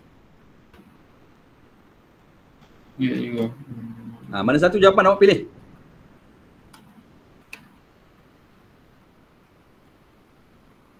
Untuk membina persamaan kuadratik. Jawapan dia D. D ya. Bagus. Yang ini cikgu bagi contoh. Kalau nombor dia 3, nombor berturut-turut selepas 3, 4 lah. Dan 4 ni, boleh juga cikgu tukar 4 ni kepada 3 tambah 1. Nombor pertama 3, berturut-turut, nombor selepas 3, 4. Boleh juga 4 tu ditukar kepada 3 tambah 1. Jadi katakan 3 tu, cikgu gantikan dengan N. Jadi nombor yang kedua tu akan jadi N tambah 1. Kemudian cikgu darabkan kedua-dua nombor tu. Cikgu darabkan kedua-dua nombor tu. Cikgu samakan dengan nilai yang diberi 24. Kemudian awak kembang N kali N, N kuasa 2. N kali 1 dapat N. Kemudian bawa 24 tu ke kiri. Itulah persamaan kuadratik dia. N kuasa 2 tambah N tolak 24 sama dengan sifar. So jawapan dia D ya. D.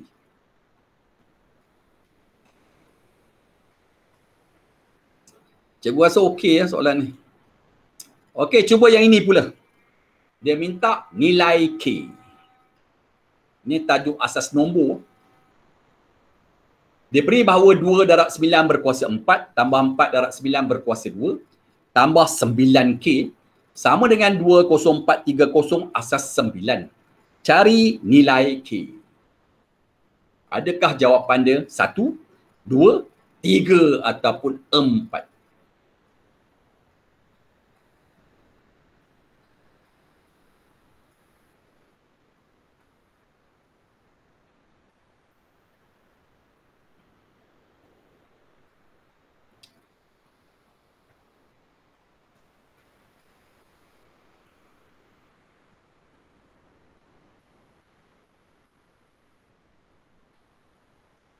Apa jawapannya Firdaus?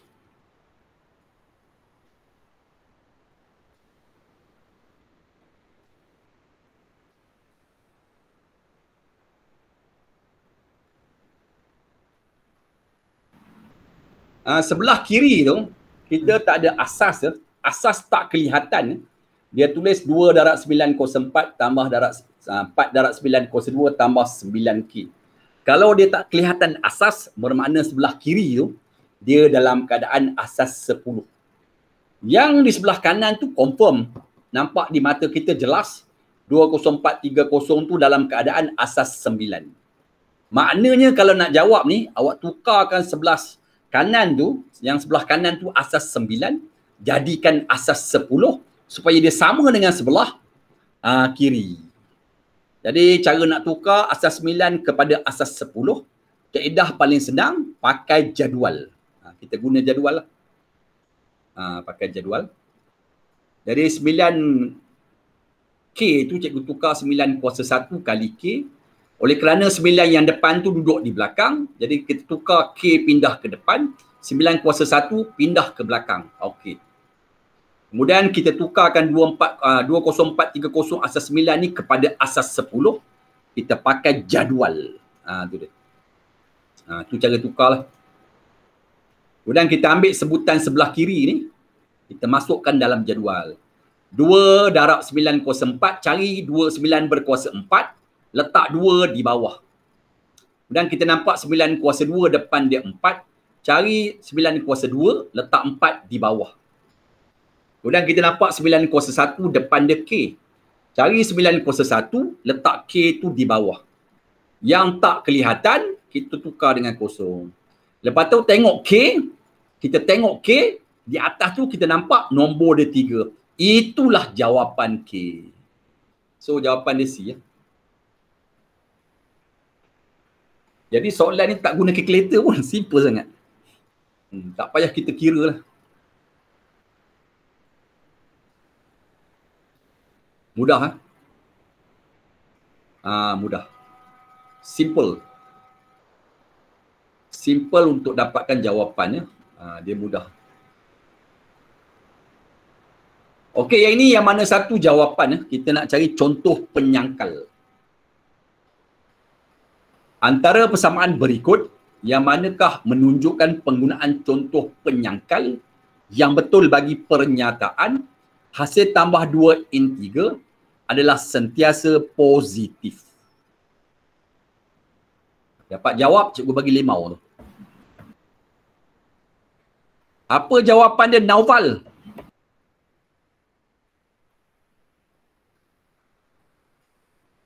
A, B, C, D. Mana satu nak dipilih? Contoh penyangkal. Irfan, apa jawapan dia Irfan?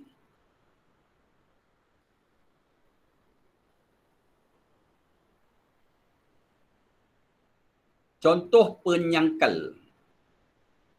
Jadi kalau awak tengok penyangkal di sini, dia bertentangan hasil tambah 2 integer adalah sentiasa positif. Penyangkal, tukar positif kepada negatif. Penyangkal tu dia terbalik. Jadi hasil tambah 2 integer adalah sentiasa negatif. Bila kita tambah, jawapan dia negatif. Bila tengok jawapan A, B, C, D, hasil tambah yang memberi jawapan negatif duduk pada jawapan C. C lah jawapan contoh penyangkal. Itu dia. Boleh ya?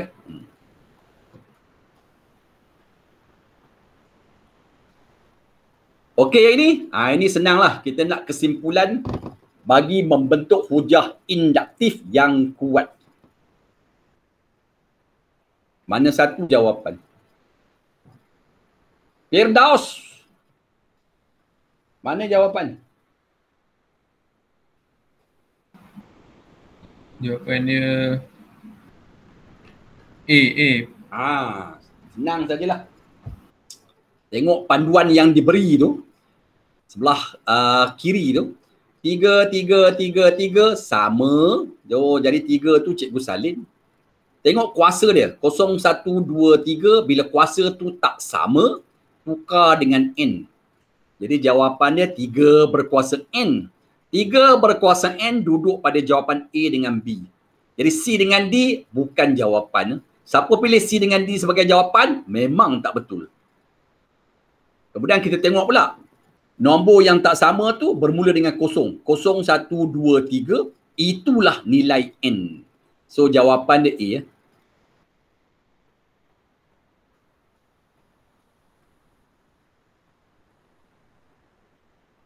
A. Jawapan dia nilai. Jawapan dia A.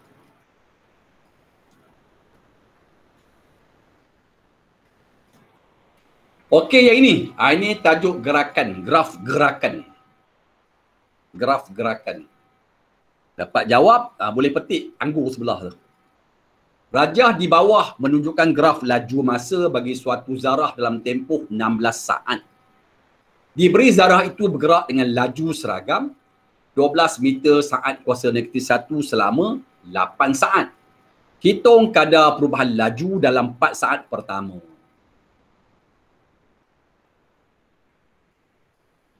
Cuba tengok mouse cikgu. Sepatutnya di sini ada 12. Minta maaf. Tertinggal nombor 12 pada gambar rajah. Sepatutnya ada 12 ni. Kadar perubahan laju dalam 4 saat pertama. 4 saat pertama di mana kejadian dia. Kejadiannya 0 sampai 4. Ada. Cikgu baru tulis. Kejadian dia 0 sampai 4. Okay. Lepas tu kadar perubahan laju pandang ke atas. Cari garisan condong. Jumpa garisan condong di sini. Kemudian kita benakan segitiga. Kadar perubahan laju ni. Kita gunakan segitiga. Cari bacaan tinggi. Tu bacaan tinggi. Yang atas tolak yang bawah. Tinggi dia 12 tolak 7. Okey. Kemudian bahagikan dengan tapak dia. Tapak dia 4 tolak 0. So jawapan dia 5/4. Ataupun 1.25. Itulah kadar perubahan laju 4 saat pertama. Okey, soalan B pula. Cuba cari jarak pula. Jumlah jarak yang dilalui oleh zarah itu.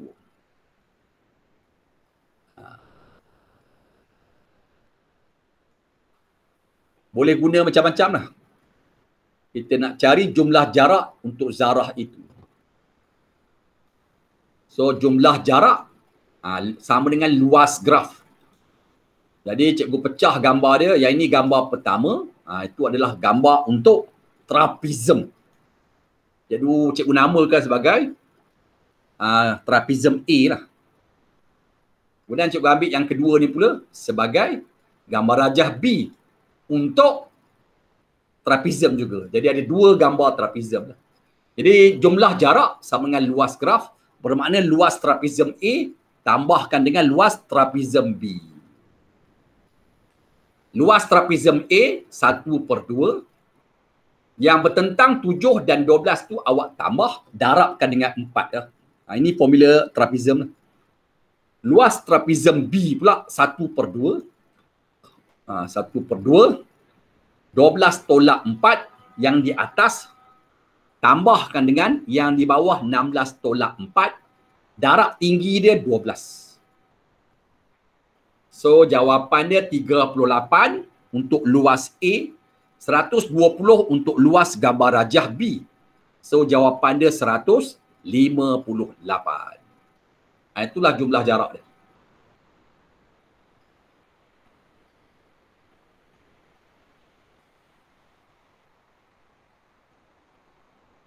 Okey, yang ini D pula. Laju purata.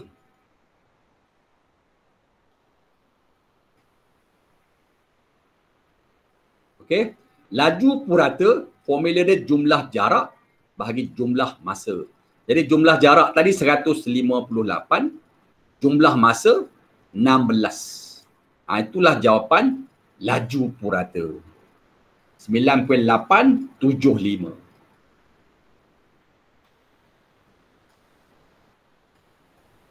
Boleh rasa cikgu okey tu. Okey, ini tajuk trigonometri ya. Dia bagi gambar bulatan unit. Kemudian dekat bulatan unit tu ada satu koordinat 0.5 dan 0.866. Jadi kalau dia tanya sin, cos dan tangent, jangan guna suh cah tua. Kalau dia tanya sin, awak hanya ambil koordinat y. Jadi kalau dia tanya sin, tolong ambil koordinat y.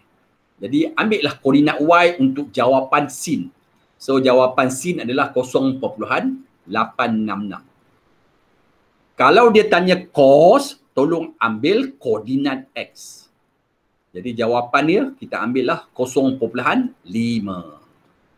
Yang ini untuk bulatan unit ya. Dia ada satah kates, lepas tu ada satu bulatan dengan jejari dia satu unit. Kemudian kalau nak cari tangent, tangent kita guna formula koordinat y bahagi dengan koordinat x. Itu tangent. Koordinat y 0.866 bahagi dengan koordinat x 0.5. Jadi dapatlah jawapan tangent 1.732.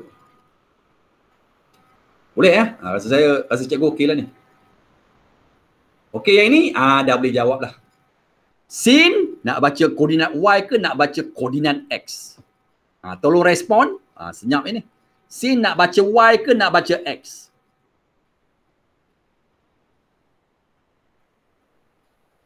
Sin nak baca y ke nak baca x?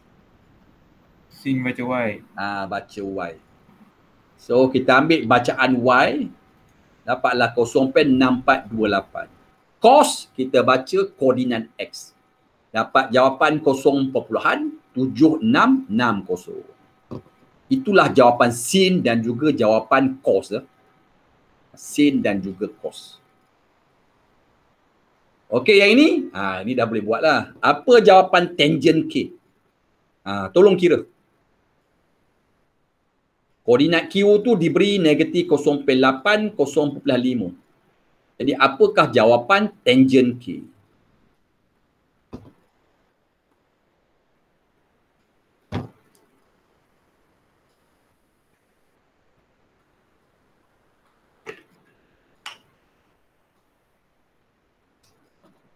Apa jawapan dia? Tolong respon. Jawapan tangent K. Tangent koordinat y bahagi koordinat x. Jadi 0.5 koordinat y bahagi koordinat x negatif 0.8. Dapatlah negatif 5/8. Okey yang ini. Dia nak sin dan cos. Saya ulang baliklah bagi awak faham ni. Sin kita baca koordinat y. Jawapan? Jawapan? 0.8. Cos kita baca koordinat x. Jawapan? Negatif 0.6. Itu dia.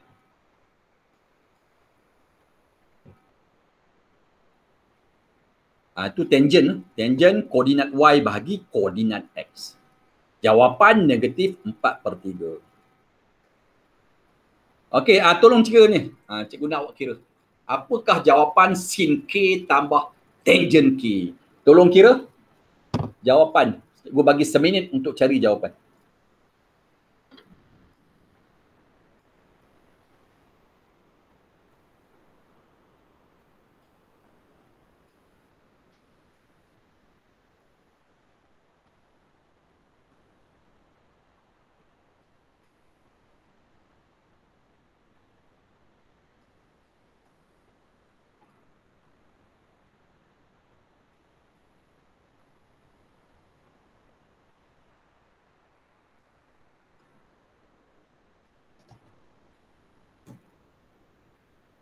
Apa jawapan dia Firdaus?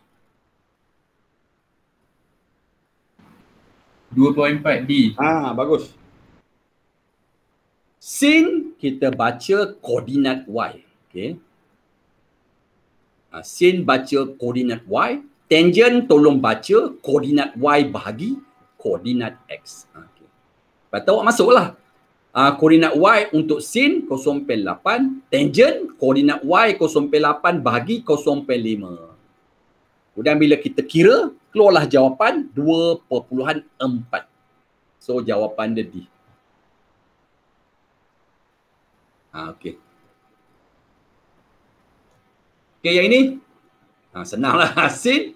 Jadi jawapan dia koordinat Y 0.82 lah. Jawapan dia C. Ini senang lah.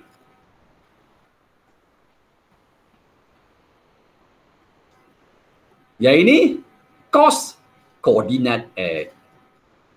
Jawapan dia 0.57. Jawapan dia B.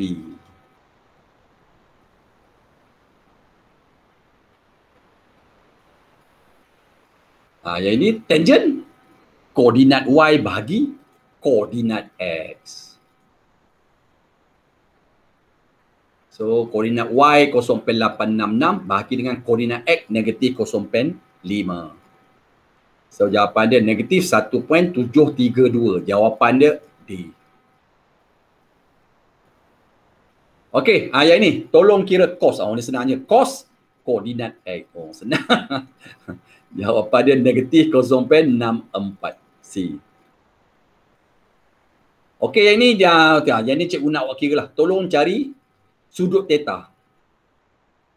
Tolong cari sudut theta. Dekat gambar rajah tu nampak tak sudut theta? Berapa sudut theta? Cikgu bagi seminit untuk kira.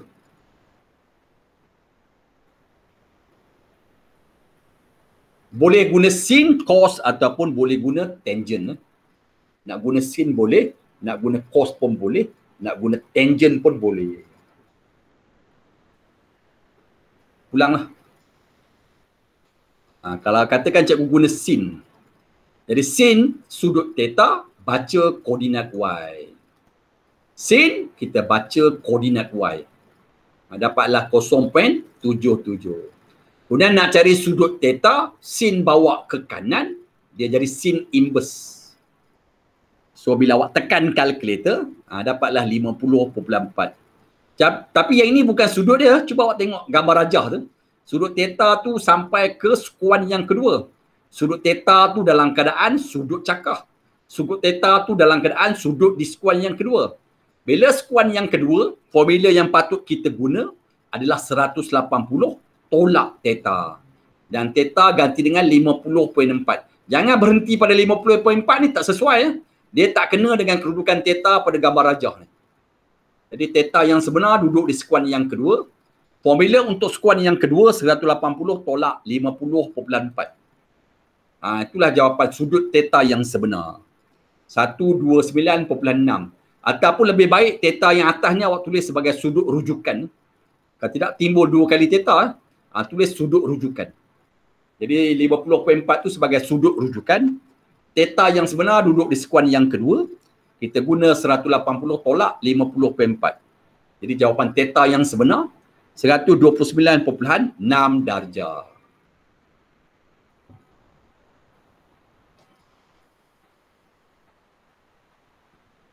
Boleh ya? Cikgu rasa okey lah tu.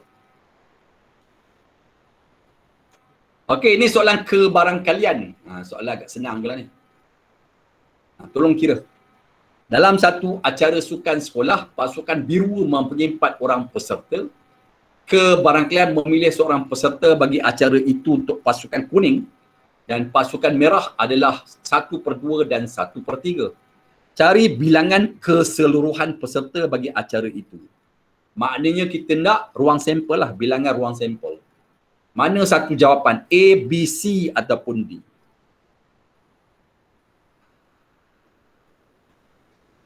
Dalam soalan ni kalau dibaca dia lengkap. Dia ada 3 pasukan di situ, biru, kuning dan merah. Jadi bila lengkap cerita dia, awak ambil ketiga-tiga pasukan tu tolong tambah satu persatu samakan dengan jumlah paling besar dalam kebarangkalian iaitu 1. Maknanya kebarangkalian pasukan biru tambah kebarangkalian pasukan kuning tambah kebarangkalian pasukan merah samakan dengan 1. So daripada sini kita dapatlah kebarangkalian untuk pasukan biru. So pasukan biru ni kebarangkalian dia 1 tolak 1/2 tolak 1/3. Dapatlah 1/6. Kemudian kita ambil maklumat kebarangkalian pasukan biru ni. Kita dapatkan untuk bilangan ruang sampel ataupun bilangan keseluruhan peserta. Jadi kebarangkalian pasukan biru mengikut formula bilangan pasukan biru bagi dengan bilangan ruang sampel. Jadi kebarangkalian pasukan biru awak ganti sebelah kiri itu dengan 1/6. Bilangan biru gantikan dengan bilangan yang diberi 4. Ruang sampel yang kita nak cari. So bila awak darab silang, dapatlah ruang sampel dia 24. So jawapan dia D. Boleh ya?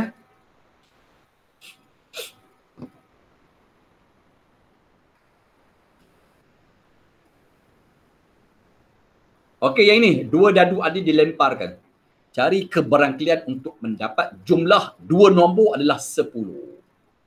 Adakah jawapan dia A, B, C ataupun D? 2 dadu dilambungkan, dilemparkan. Cari kebarangkalian untuk mendapat jumlah 2 nombor adalah 10. Dia berbagai kaedah boleh guna untuk cari jawapan soalan ini. Sama ada nak guna jadual ataupun kita guna kaedah pengiraan sahaja pun boleh. So di sini ada 2 dadu. Dadu ni ruang sampel dia 1, 2, 3, 4, 5, 6. Jadi ada 2 dadu di situ. Jadi dekat sini cikgu tunjuk guna jadual ya. Jadual. Yang mendata ni dadu pertama, yang tegak ni dadu kedua dilemparkan sekali. Jadi kalau awak lempar dadu, jadi ruang sampel dia kesudahan dia 1, 1, 1, 2 sehingga 6, 6. Jadi kalau kira yang berwarna biru ni, jadi bilangan ruang sampel dia adalah 36 lah. Kemudian dia nak jumlah 2 dadu tu adalah 10. Jadi kalau tengok pada jadual, jumlah yang boleh keluar 10 ni yang berwarna merah. 4, 6, 4 tambah 6, 10. 5, 5, 5 tambah 5, 10. 6, 4, 6 tambah 4, 10. Jadi dia ada 3 kejadian daripada ruang sampel dia 36. 3/36. Kemudian bila cikgu kecil, dapatlah jawapan 1/12. So jawapan dia C. Yang ini cikgu guna kaedah jadual lah. Kalau awak nak guna kaedah pengiraan pun boleh. Tidak ada masalah. Boleh faham tak ni? Senyap ni. Okey, yang ini tolong cari. Ini soalan keberangkilan lagi sekali. Boleh faham bahasa Inggeris tu? Boleh kan? Ada sekumpulan lelaki, ada 30 orang lelaki, di mana 10 adalah lelaki India, Chinese, lelaki Cina dan sebahagiannya lelaki Melayu. Kebarangkalian memilih lelaki Cina adalah 2/5. Jika seorang lelaki dipilih secara rawak daripada kumpulan tersebut, cari kebarangkalian lelaki itu bukan lelaki Melayu. Tolong kira.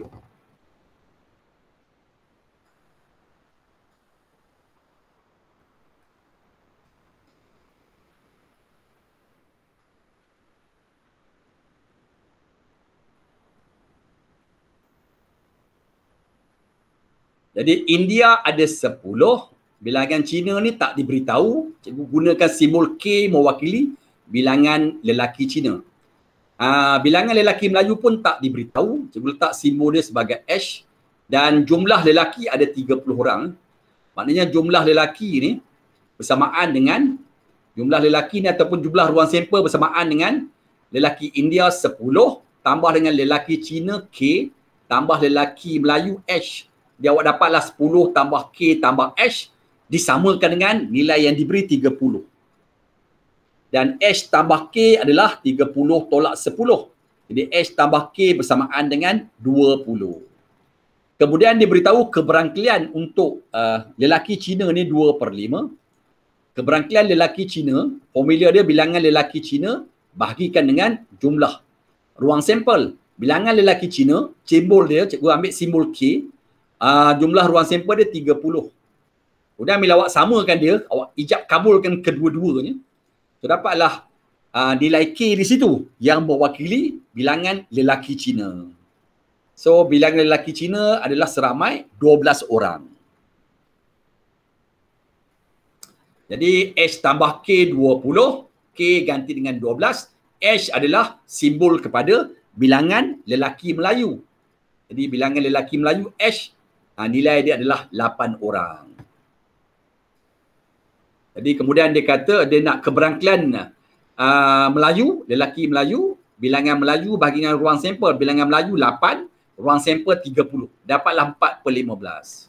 Jadi soalan minta keberangkalian bukan lelaki Melayu. Itu pelengkap lah. Keberangkalian bukan lelaki Melayu, satu tolak keberangkalian lelaki Melayu. Satu tolak dengan 4/15. So jawapan dapatlah 11/15.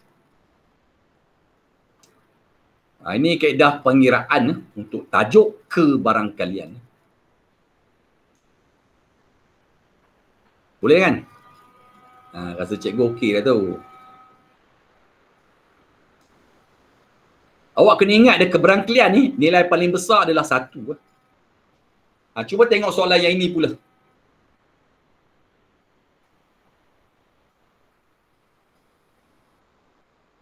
Dalam sekumpulan 40 orang murid, terdapat 20 orang pengawas, beberapa orang ketua tingkatan dan beberapa orang pustakawan.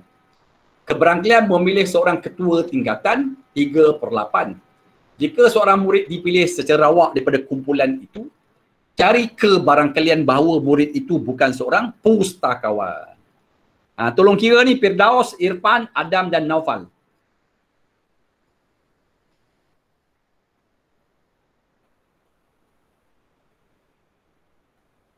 Cuba tengok cerita dia. Lengkap ya. Cerita dia ada sebut pengawas, ada sebut ketua tingkatan dan ada sebut pustakawan. Cukup tu, cerita dia lengkap. Jadi maknanya awak ambil ketiga-tiga cerita tu, nilai keberangkalian dia bila awak tambah, tolong samakan dengan nilai paling besar dalam keberangkalian adalah 1. Okey? Pengawas ada 20, ruang sampel 40, jadi keberangkalian pengawas 1/2. Kemudian keberangkalian ketua tingkatan 3/8. KT ni ketua tingkatan. Kemudian kita ambil ketiga-tiga tu kita tambah, kita samakan dengan 1. Maknanya keberangkalian pengawas tambah dengan keberangkalian ketua tingkatan tambah dengan keberangkalian pustakawan, lengkap ketiga-tiga cerita, samakan dengan nilai paling besar dalam keberangkalian adalah 1. Dan daripada sini, kita boleh kira keberangkalian untuk pustakawan. So, pustakawan adalah 1 tolak keberangkalian pengawas, tolak dengan keberangkalian ketua tingkatan. So, jawapan dia 1/8. Kemudian dia kata cari keberangkalian bukan seorang pustakawan. Maknanya pelengkap dia. Jadi, bukan seorang pustakawan, pelengkap dia 1 tolak keberangkalian pustakawan. Jadi 1 tolak 1/8, jawapan dia 7/8. Itulah jawapan untuk soalan ni ya. Boleh ya? Boleh tak Firdaus? Boleh. Ini agak simple lah, simple. Okey, yang ini tolong kira. Ada nombor dalam set diberi 2, 3, 4, 5, 6, 7, 8, 9, 10, 11, 12. Dia nak kebarangkalian memilih nombor perdana atau gandaan 3. Cari keberangkalian memilih 1 nombor perdana atau 1 nombor gandaan 3. Mana satu jawapan dia? A, B, C, D. Jadi ruang sampel dia berapa? 2, 3, 4 tu kalau awak kira ruang sampel dia. Ruang sampel dia adalah 11. Kemudian dia nak nombor perdana. Nombor perdana Daripada ruang sampel adalah 2, 3, 5, 7, 11. Atau untuk yang ini atau jangan guna tanda tambah. Atau ni guna simbol kesatuan. Kesatuan. Gandaan 3, CP3 daripada ruang sampel 3, 6, 9, 12. Kesatuan bermakna gabung. Ambil nombor di kiri, gabung dengan nombor di kanan. Jadi bilangan dia kalau kita kira dapat 1, 2, 3, 4, 5, 6, 7, 8. Dapat 8, ruang sampel dia 11. Jadi jawapan 8/11. Jawapan dia D.